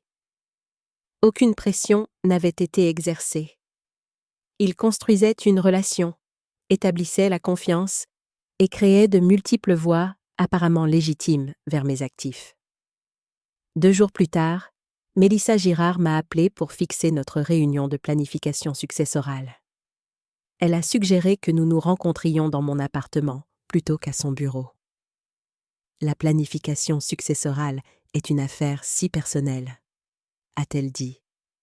De nombreux clients préfèrent le confort de leur propre maison pour ces discussions. Ce serait bien, ai-je convenu, sachant que c'était exactement ce que l'inspecteur Morin avait anticipé. Il voulait voir ma situation de vie, évaluer ma vulnérabilité et peut-être chercher des informations supplémentaires sur mes biens. Le jour de la réunion, Morin et son équipe sont arrivés tôt pour installer du matériel de surveillance et me briefer sur les protocoles de sécurité. Nous aurons une couverture audio et vidéo de tout l'appartement, a-t-il expliqué. 2 agents seront postés dans l'immeuble et je serai dans la camionnette de surveillance à l'extérieur. Si à un moment donné vous vous sentez en danger, utilisez la phrase de panique dont nous avons discuté et nous interviendrons immédiatement. J'ai compris, ai-je dit. Mais je ne pense pas que nous en arriverons là. Andrea est trop intelligente pour faire quoi que ce soit de manifestement menaçant. Elle joue sur le long terme. Fais juste attention, a insisté Henri. Il avait participé à toutes les sessions de planification, me soutenant mais anxieux quant à mon rôle dans l'opération. Ces gens sont dangereux, maman. Je sais, mon chéri, ai-je dit en lui serrant la main. Mais moi aussi, à ma manière. À 15 heures précises, on a frappé à ma porte. J'ai ouvert pour trouver Andrea, alias Mélissa, debout, vêtue d'un tailleur conservateur, une mallette à la main. « Hélène !» a-t-elle dit chaleureusement. « Merci de m'inviter chez vous. »« Entrez, s'il vous plaît » ai-je répondu. « Puis-je vous offrir un thé ?»« Ce serait adorable. » Pendant que je préparais le thé, j'ai observé Andrea qui balayait mon appartement du regard, notant le mobilier modeste, les photos de famille, les petits détails de ma vie. Son regard s'est attardé sur une photo encadrée d'Henri et moi lors de sa remise de diplôme universitaire. « Votre fils ?» a-t-elle demandé en prenant le cadre. « Oui, c'est Henri », ai-je dit en apportant le plateau de thé à la table basse. « Bel homme », a-t-elle commenté. « Vous devez être très fier. »« Je le suis », ai-je dit, bien que les choses soient compliquées en ce moment. « Les familles le sont souvent », a-t-elle répondu en reposant la photo. C'est pourquoi la planification successorale est si importante. Elle apporte clarté et direction lorsque les émotions pourraient autrement obscurcir le jugement. Pendant l'heure qui a suivi, Andrea m'a guidée à travers un examen complet des options de planification successorale. Elle était compétente et éloquente, expliquant des concepts juridiques complexes en termes accessibles. Si je n'avais pas connu sa véritable identité, j'aurais été entièrement impressionnée par son expertise. Maintenant, a-t-elle dit après avoir couvert les bases, parlons de votre situation spécifique. Vous avez mentionné que votre testament actuel laisse tout à Henri, mais que vous reconsidérez la situation compte tenu des tensions récentes. Quelles sont vos réflexions sur des arrangements alternatifs? Je ne suis pas sûre, ai-je dit, jouant le rôle de la cliente incertaine et vulnérable. Je n'ai pas d'autres familles proches. Il existe de nombreuses options, a dit Andrea avec aisance. Vous pourriez envisager une fiducie avec des conditions spécifiques pour l'héritage d'Henri, ou vous pourriez désigner une partie de votre succession à des causes ou des institutions qui vous tiennent à cœur. Elle a fait une pause, puis a ajouté nonchalamment. Certains de mes clients envisagent également de nommer un conseiller de confiance comme exécuteur ou fiduciaire. Quelqu'un qui peut s'assurer que leurs volontés sont exécutées objectivement, sans que les émotions familiales ne compliquent les choses. « Quelqu'un comme vous ?» ai-je demandé, délibérément naïve. Andrea a souri modestement. Ce n'est pas rare. En tant qu'avocate expérimentée en la matière, je peux fournir l'objectivité et l'expertise dont de nombreuses familles ont besoin. Mais c'est entièrement votre décision, bien sûr. Elle a ouvert sa mallette et a sorti plusieurs documents. J'ai pris la liberté de rédiger quelques options préliminaires pour votre considération. Aucune décision n'est nécessaire aujourd'hui, juste matière à réflexion. J'ai jeté un coup d'œil au papier, notant les dispositions soigneusement construites qui, si elles étaient mises en œuvre, donneraient à Mélissa Girard un contrôle significatif sur mes actifs. C'est très complet, ai-je dit. Vous avez clairement beaucoup réfléchi à ma situation. Je crois en un service personnalisé, a-t-elle répondu. En parlant de ça, j'ai remarqué votre placard à thé quand j'étais dans la cuisine. Vous semblez en avoir toute une collection. Oh, oui, ai-je dit. Les tisanes sont une de mes passions. Je les trouve si apaisantes, surtout en vieillissant. Je comprends tout à fait, a dit Andrea. J'explore moi-même les remèdes naturels récemment. En fait, je vous ai apporté quelque chose. Elle a de nouveau fouillé dans sa mallette et en a sorti une petite boîte en fer blanc. C'est un mélange spécial que j'ai découvert. C'est particulièrement bon pour le sommeil et l'anxiété, quelque chose que beaucoup de personnes de votre âge rencontrent lors de grandes transitions de vie. J'ai accepté la boîte, sentant un frisson malgré l'appartement chaud. C'était ça, le moment que Morin avait prédit. Le thé était presque certainement additionné de quelque chose qui me rendrait vulnérable ou qui pourrait potentiellement imiter les causes naturelles de décès s'il était administré à des doses plus élevées. « Quelle attention !» ai-je dit en posant la boîte sur la table basse. « Je l'essaierai ce soir. »« Juste une petite quantité au début, » a-t-elle conseillé. « C'est assez puissant. Notre réunion s'est terminée avec Andrea promettant de m'envoyer des documents finalisés pour examen et moi promettant de considérer ses suggestions sur la planification successorale. Alors que je la raccompagnais à la porte, elle s'est arrêtée. « Une dernière chose, Hélène. J'organise un petit dîner le week-end prochain chez moi. Juste quelques amis proches et clients. J'adorerais que vous vous joigniez à nous. Cela pourrait vous aider à vous changer les idées par rapport à tout ce qui se passe avec Henri. Cela semble charmant, ai-je dit. Merci de m'inclure. Bien sûr, a-t-elle répondu. Nous sommes amis maintenant, n'est-ce pas? Dès qu'elle est partie, l'inspecteur Morin et son équipe sont entrés dans l'appartement. Un technicien de la police scientifique a immédiatement sécurisé la boîte de thé. Nous allons faire analyser ça immédiatement, a dit Morin. En attendant, nous devons décider de l'invitation au dîner. J'y vais, ai-je dit fermement. Ça pourrait être dangereux, a averti Morin. Son territoire, ses associés présents. C'est aussi notre meilleure opportunité de recueillir des preuves contre tout son réseau. J'ai rétorqué. Vous avez dit vous-même que ces dîners sont probablement des événements de recrutement où ils identifient des cibles potentielles et les assignent à différents membres de l'équipe. Morin m'a regardé avec un mélange d'admiration et d'inquiétude. Vous comprenez, Madame Dubois, que si vous assistez à ce dîner, vous entrerez dans la fosse au lion. J'ai pensé à Henri, aux autres victimes dont la vie avait été brisée par les jumelles Desai, à la manière prudente et calculée dont Andrea avait essayé de m'empoisonner dans ma propre maison. Inspecteur, ai-je dit, parfois, la seule façon d'attraper un lion est d'entrer dans sa tanière. Assurez-vous simplement que votre équipe soit prête quand je le ferai. L'analyse du thé a confirmé nos soupçons. Il contenait un sédatif et une substance qui, à plus forte dose, pouvait provoquer des symptômes ressemblant à une crise cardiaque, pratiquement indétectable lors d'une autopsie de routine, surtout chez une femme âgée ayant des antécédents d'hypertension comme moi.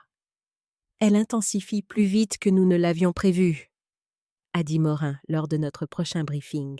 Cela suggère qu'elle ressent une pression, peut-être à cause de l'arrestation de Samantha et de l'exposition potentielle de leur opération. Ou elle me considère comme particulièrement vulnérable, ai-je suggéré. Une vieille femme seule, brouillée avec son seul membre de la famille, avec une fortune importante et personne pour veiller sur ses intérêts. Quoi qu'il en soit, Le dîner est notre occasion de recueillir des preuves définitives. Nous aurons des agents se faisant passer pour des serveurs et nous vous équiperons de dispositifs d'enregistrement audio et vidéo. Henri, qui était resté silencieux pendant la majeure partie de la réunion, a finalement pris la parole. Ça devient trop dangereux, maman. Ces gens prévoyaient de t'empoisonner. Et s'ils essayaient quelque chose au dîner? Ils ne le feront pas, l'a rassuré Morin. Pas avec d'autres invités présents. Leur méthode consiste à construire la confiance lentement, à établir un schéma de contact régulier avant de passer à l'acte final. De plus, ai-je ajouté, je ferai attention à ce que je mange et bois. Et ton père disait toujours que j'avais une santé de fer. Henri n'a pas souri. Papa aurait détesté ça, tu sais, que tu te mettes en danger comme ça. Ton père aurait voulu la justice, ai-je dit doucement. Tout comme moi. Le dîner était prévu pour le samedi soir chez Andrea, une villa de style espagnol dans les contreforts près de Saint-Clément. L'endroit en lui-même en disait long sur le succès de leur entreprise criminelle. Un terrain immense, des vues panoramiques, un niveau de luxe qui impressionnerait les victimes potentielles et renforcerait l'image de richesse et de succès légitime. L'inspecteur Morin et son équipe ont passé des jours à préparer l'opération. Ils ont établi des positions de surveillance autour de la propriété, créé des histoires pour les agents infiltrés qui se feraient mieux passer pour du personnel de service et m'ont équipé d'un collier de créateur contenant un dispositif d'enregistrement sophistiqué. Rappelez-vous, a dit Morin pendant que son technicien ajustait le collier, si à un moment donné vous vous sentez en danger, utilisez la phrase de panique. Nous aurons la maison encerclée et nous pouvons être à l'intérieur en 30 secondes. Tout ira bien, l'ai-je assuré. Je commence à apprécier ce métier d'agent secret. Ne l'appréciez pas trop, a-t-il prévenu. Ces gens sont des professionnels et ils sont dangereux. Moi aussi, ai-je répondu. Ils ne le savent juste pas encore. La maison d'Andrea était encore plus impressionnante de près.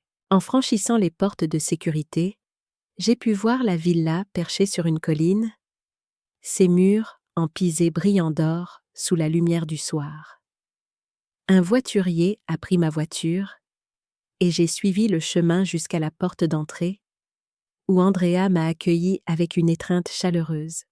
« Hélène, je suis si contente que tu aies pu venir, » a-t-elle dit en me faisant entrer. « Viens, laisse-moi te présenter à tout le monde. » L'intérieur était stupéfiant, des plafonds hauts, des œuvres d'art de qualité musée, un mobilier qui respirait la richesse et le goût. Une douzaine d'invités se mêlaient dans le grand salon, un verre à la main, engagés dans ce qui semblait être une conversation agréable. Andrea m'a guidée à travers la foule, me présentant à chaque personne. Un chirurgien à la retraite et sa femme, une veuve qui venait de déménager à Saint-Clément de Paris, un cadre divorcé qui venait de vendre son entreprise technologique. J'ai reconnu le schéma immédiatement. Toutes des cibles potentielles, toutes avec des actifs importants, toutes dans un état de transition ou de vulnérabilité. Et voici, a dit Andrea, m'amenant à un homme distingué d'une 60aine d'années. Le juge Richard Harmon. Richard, voici Hélène Dubois, celle dont je t'ai parlé. Le juge a pris ma main, sa poignée ferme et confiante. Un plaisir de vous rencontrer, Hélène. Mélissa parle très bien de vous. Que de bonnes choses, j'espère, ai-je répondu avec un sourire. Seulement les meilleures, m'a-t-il assuré. Elle me dit que vous envisagez de déménager en Floride. Oui, je regarde une résidence pour seniors là-bas. Cypress Shores, a-t-il demandé? J'ai une maison d'hiver près de là. Belle région, et ainsi de suite. Pendant l'apéritif, j'ai été passée d'invité en invité.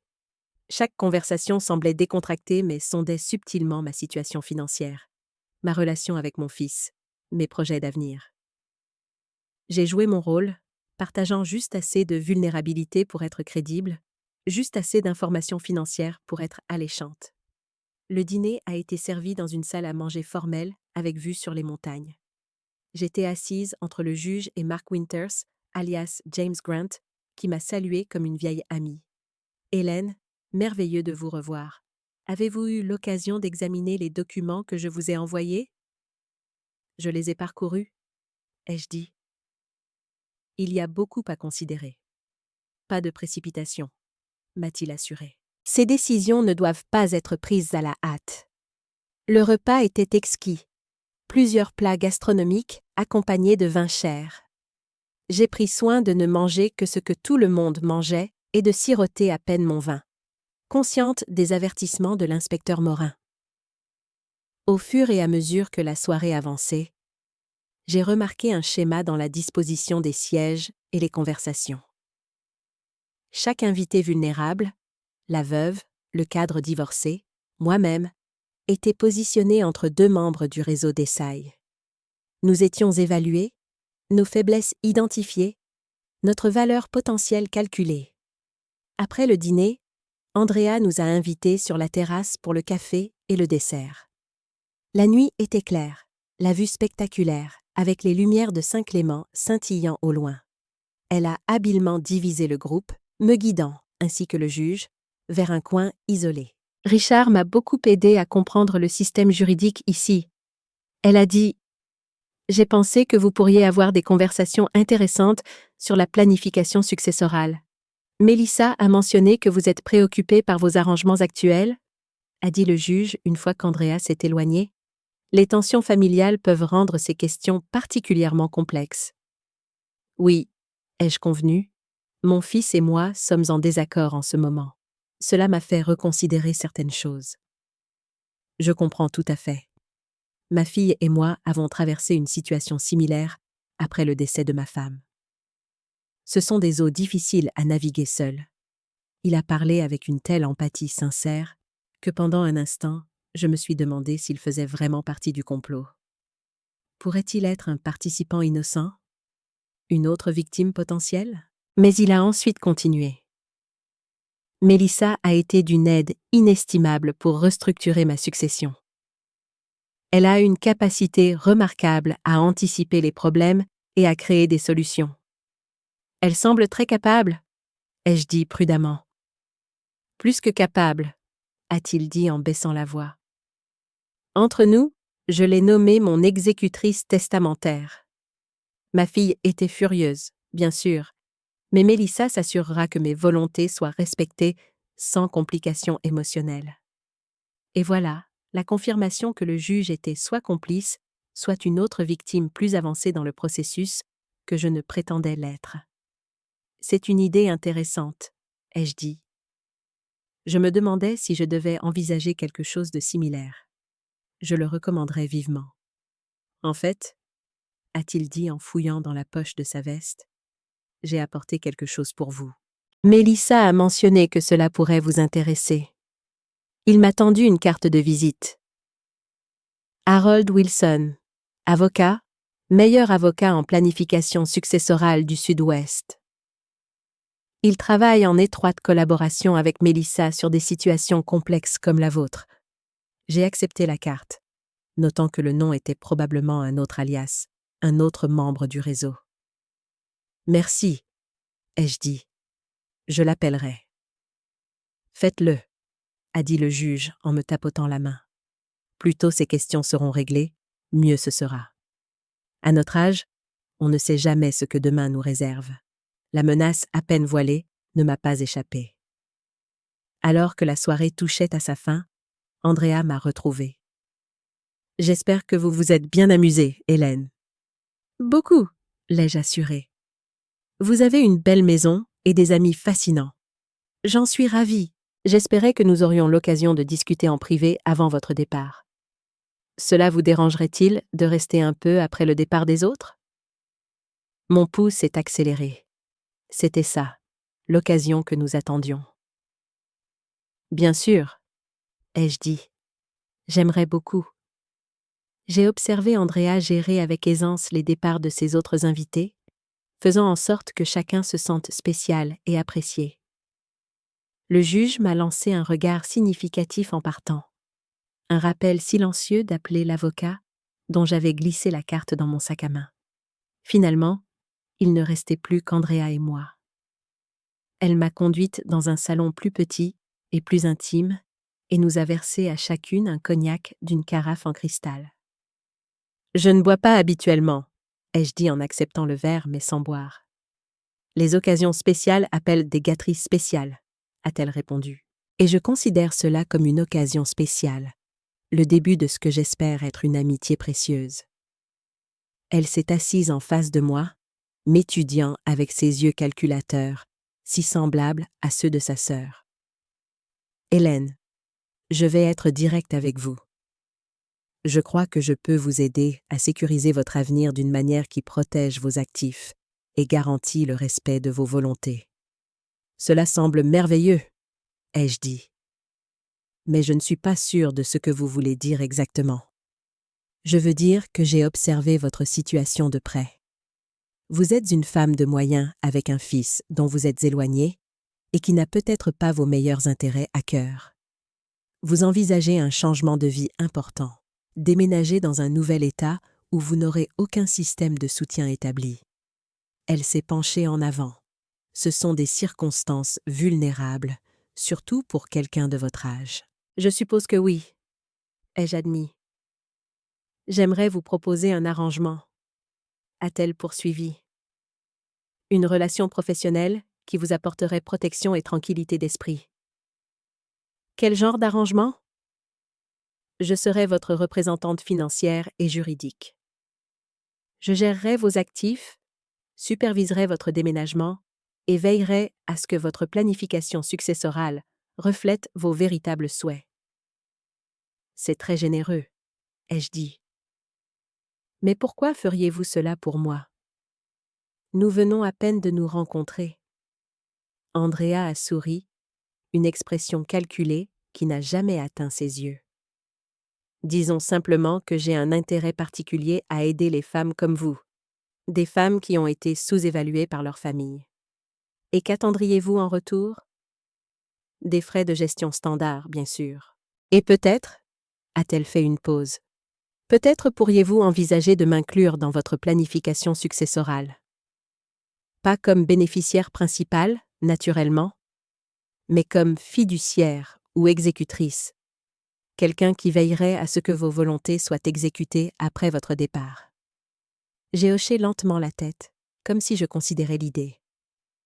Et cela impliquerait de changer mon testament actuel, celui qui nomme Henri comme mon héritier. Pas nécessairement de changer le bénéficiaire principal, a-t-elle dit prudemment, mais d'ajouter des dispositions, des protections. Si vous deveniez incapable, par exemple, qui prendrait les décisions en votre nom? Voudriez-vous que ce soit Henri, compte tenu de votre relation actuelle? Je n'y avais pas pensé, ai-je dit en feignant l'inquiétude. Ce sont des considérations cruciales, Hélène. La vie est imprévisible, surtout en vieillissant. Elle a pris sa mallette et en a sorti un dossier. J'ai pris la liberté de rédiger quelques documents pour votre considération. Une procuration durable, une directive de soins de santé et un codicille à votre testament, qui me nommerait exécutrice. C'est très complet, ai-je dit en acceptant le dossier, mais sans l'ouvrir. J'aurai besoin de temps pour les examiner. Bien sûr, a-t-elle dit, mais je vous encouragerai à ne pas attendre trop longtemps. Ces protections sont plus précieuses lorsqu'elles sont en place avant d'être nécessaires. J'ai placé le dossier dans mon sac à main, à côté de la carte de l'avocat que le juge m'avait donnée. J'y réfléchirai sérieusement. Excellent. Andrea s'est levée, indiquant que notre réunion se terminait. J'ai un bon pressentiment à ce sujet, Hélène. Je pense que nous allons être très importantes l'une pour l'autre. En me raccompagnant à la porte, elle a ajouté nonchalamment. Au fait, comment avez-vous trouvé le mélange de thé que je vous ai donné? Oh, ai-je dit, momentanément prise au dépourvu. Je n'ai pas encore eu l'occasion de l'essayer. Son expression a vacillé brièvement. Déception, peut-être, ou suspicion. Vous devriez. C'est assez transformateur. Je le ferai, ai-je promis, me demandant si elle s'attendait à ce que je sois déjà sous l'influence de ce qu'elle y avait mis. À la porte, Elle m'a de nouveau étreinte, me tenant un peu plus longtemps que ce qui était confortable. Conduisez prudemment, Hélène. Et rappelez-vous, vous n'êtes plus seule. Je suis là pour vous aider. Merci, Mélissa, ai-je dit, pour tout. En m'éloignant de la villa en voiture, j'ai expiré un souffle que je n'avais pas réalisé que je retenais. Le collier enregistreur avait capturé chaque mot, chaque menace subtile. Combiné avec le thé drogué et les documents juridiques suspects, nous avions suffisamment de preuves pour agir contre Andrea et son réseau. J'ai appelé l'inspecteur Morin depuis ma voiture. C'est fait. Elle a fait son discours, avec des documents de procuration et des références pas si subtiles au thé drogué. « Excellent travail, Madame Dubois », a-t-il répondu. « Nous avons tout enregistré. Retournez immédiatement au point de rendez-vous. Nous intervenons maintenant. » En arrivant au lieu de rendez-vous désigné, j'ai pu voir des véhicules de police se diriger à toute vitesse vers la villa d'Andrea. Gyrophares allumés, mais sirènes silencieuses. Quelques minutes plus tard, Morin a rappelé. « Nous l'avons », a-t-il dit. « Et sur la base des documents que nous avons trouvés dans son bureau, nous procéderons à d'autres arrestations ce soir, y compris le juge Harmon et au moins 4 autres. »« Le juge aussi ?» ai-je demandé, surprise malgré tout ce que j'avais vu. Il travaille avec eux depuis des années, utilisant sa position pour approuver des tutelles frauduleuses et des transferts de succession. La corruption est profonde, Madame Dubois.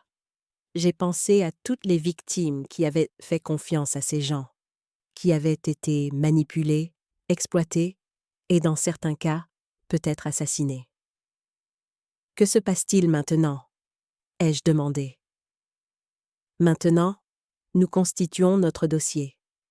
Votre témoignage sera crucial, mais les preuves que nous avons recueillies ce soir devraient suffire à mettre Andrea en prison pour très longtemps.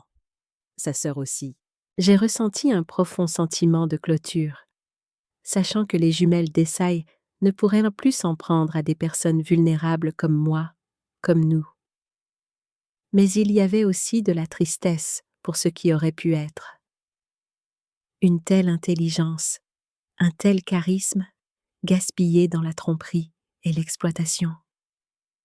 Vous avez fait quelque chose de remarquable, Madame Dubois, a dit Morin, interrompant mes pensées.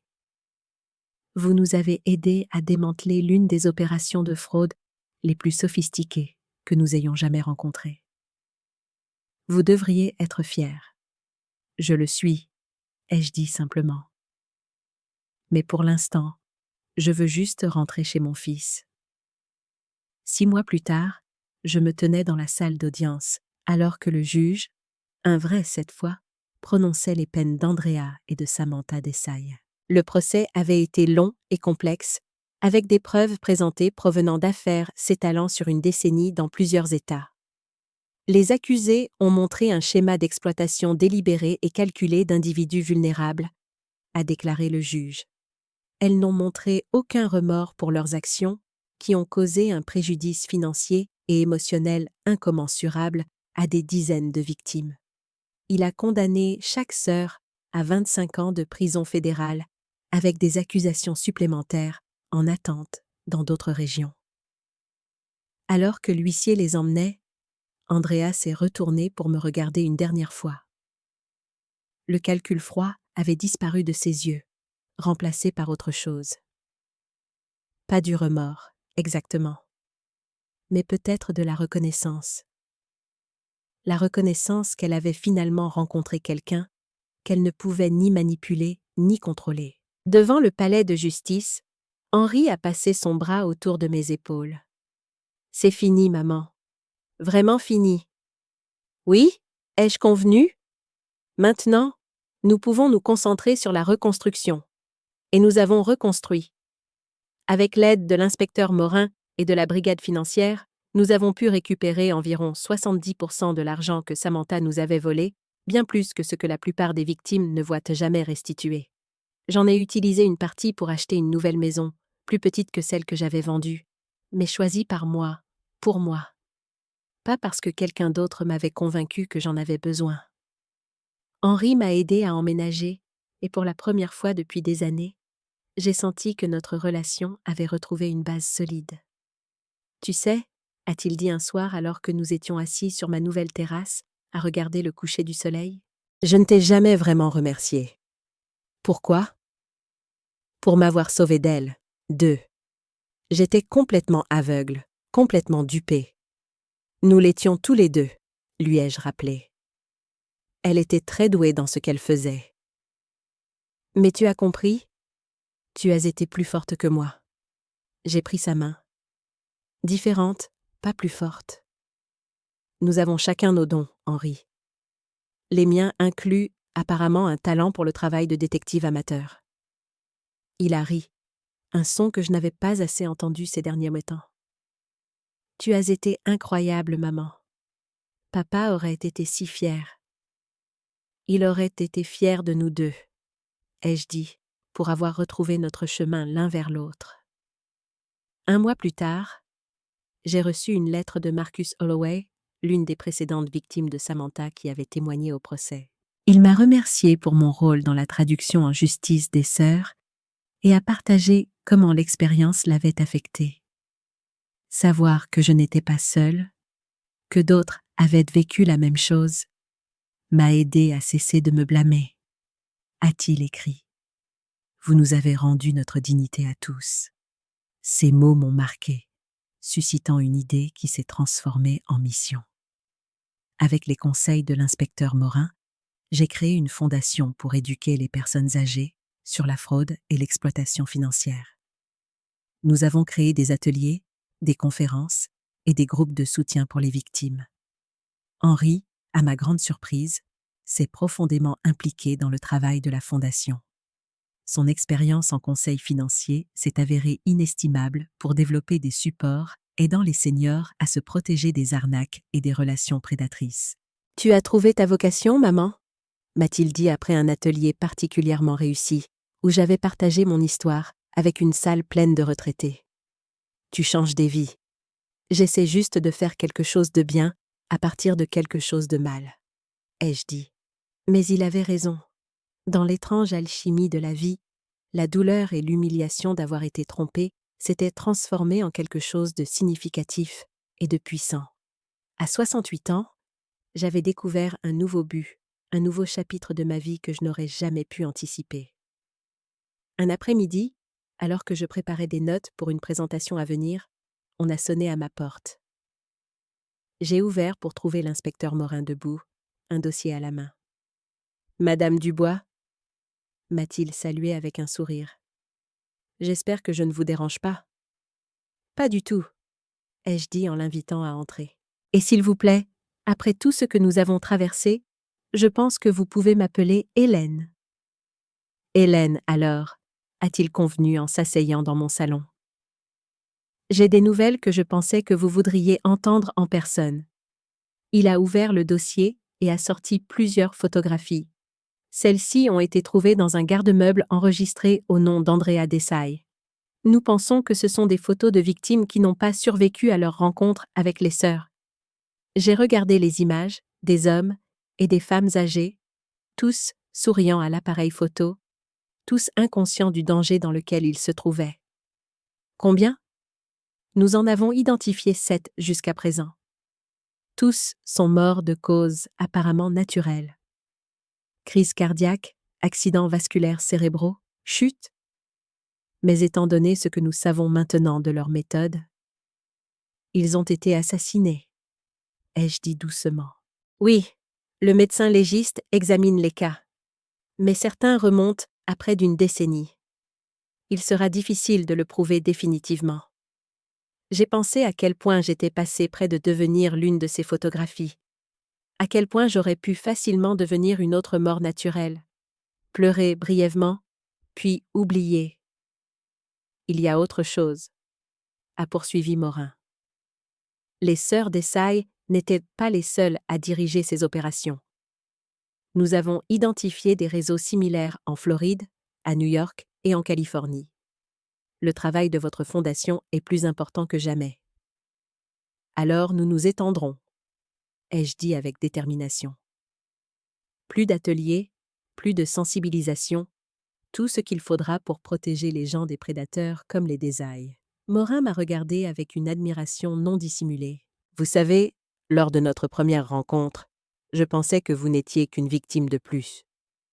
Je n'aurais jamais imaginé que vous deviendriez l'un de nos atouts les plus précieux dans la lutte contre la fraude envers les personnes âgées.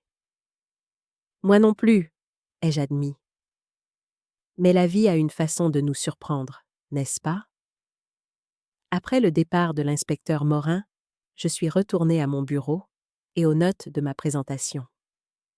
La page de titre indiquait « Reconnaître le prédateur, comment se protéger de l'exploitation financière ». En dessous, j'avais écrit une citation de mon mari, Richard, quelque chose qu'il disait chaque fois que nous faisions face à un défi. L'acier le plus solide est forgé dans le feu le plus chaud. Je n'avais pas compris toute la signification de ces mots jusqu'à présent. La tromperie, la trahison, la peur. Tout cela avait fait partie de la forge, me testant, me renforçant, me transformant en quelqu'un que je n'aurais jamais su que je pouvais être. À 68 ans, la plupart des gens pensaient que mes contributions les plus importantes étaient derrière moi. Mais en regardant les documents de la Fondation étalés sur mon bureau, les lettres de victimes qui avaient trouvé leur voie grâce à notre travail, le calendrier des conférences qui m'emmènerait à travers le pays, je connaissais la vérité.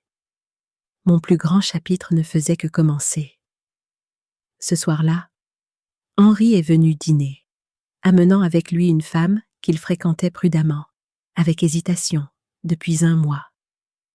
En les regardant ensemble, j'ai vu la guérison qui avait eu lieu chez mon fils. La lassitude restait, mais à côté d'elle se trouvait une nouvelle sagesse, une compréhension plus profonde de lui-même et des autres. « Maman !» a-t-il dit alors que nous nous mettions à table. Hélène et moi avons parlé de la Fondation. Elle a des idées pour atteindre les jeunes adultes, leur apprendre à aider à protéger leurs parents et grands-parents. C'est merveilleux, ai-je dit en souriant à Hélène. Nous avons besoin de toute l'aide possible. Alors que la conversation se déroulait autour de ma table, j'ai ressenti une profonde gratitude. Pas pour ce qui s'était passé. Je ne serai jamais reconnaissante envers les sœurs Dessailles et leur cruauté, mais pour ce qui en avait émergé, une relation plus forte avec mon fils, un nouveau but dans ma vie, une communauté de survivants et de défenseurs travaillant ensemble pour créer le changement. Dans le moment le plus sombre de ma vie, quand j'ai découvert que la belle-fille que j'aimais n'avait jamais existé, j'ai cru que mon monde s'effondrait. Je n'aurais pas pu savoir qu'il commençait en fait à nouveau. Cette nuit-là, après le départ d'Henri et d'Hélène, je me suis assise sur ma terrasse en regardant les étoiles. J'ai pensé à tous les rebondissements qui m'avaient amené à ce moment. L'appel urgent de David Leclerc, la découverte dévastatrice de la véritable identité de Sophie, le jeu dangereux que j'avais joué avec Andrea. Et maintenant, la Fondation qui touchait des vies à travers le pays. Tu serais étonné, Richard, ai-je dit doucement au ciel nocturne. Tu ne croirais jamais ce que ta femme tranquille et fiable a fait. Et quelque part, d'une manière ou d'une autre, j'ai senti qu'il le savait et qu'il était fier. L'acier le plus solide est forgé dans le feu le plus chaud. Et j'en étais sortie non seulement forte, mais rayonnante de détermination. À 68 ans, j'avais enfin découvert qui était vraiment Hélène Dubois. Et elle était magnifique,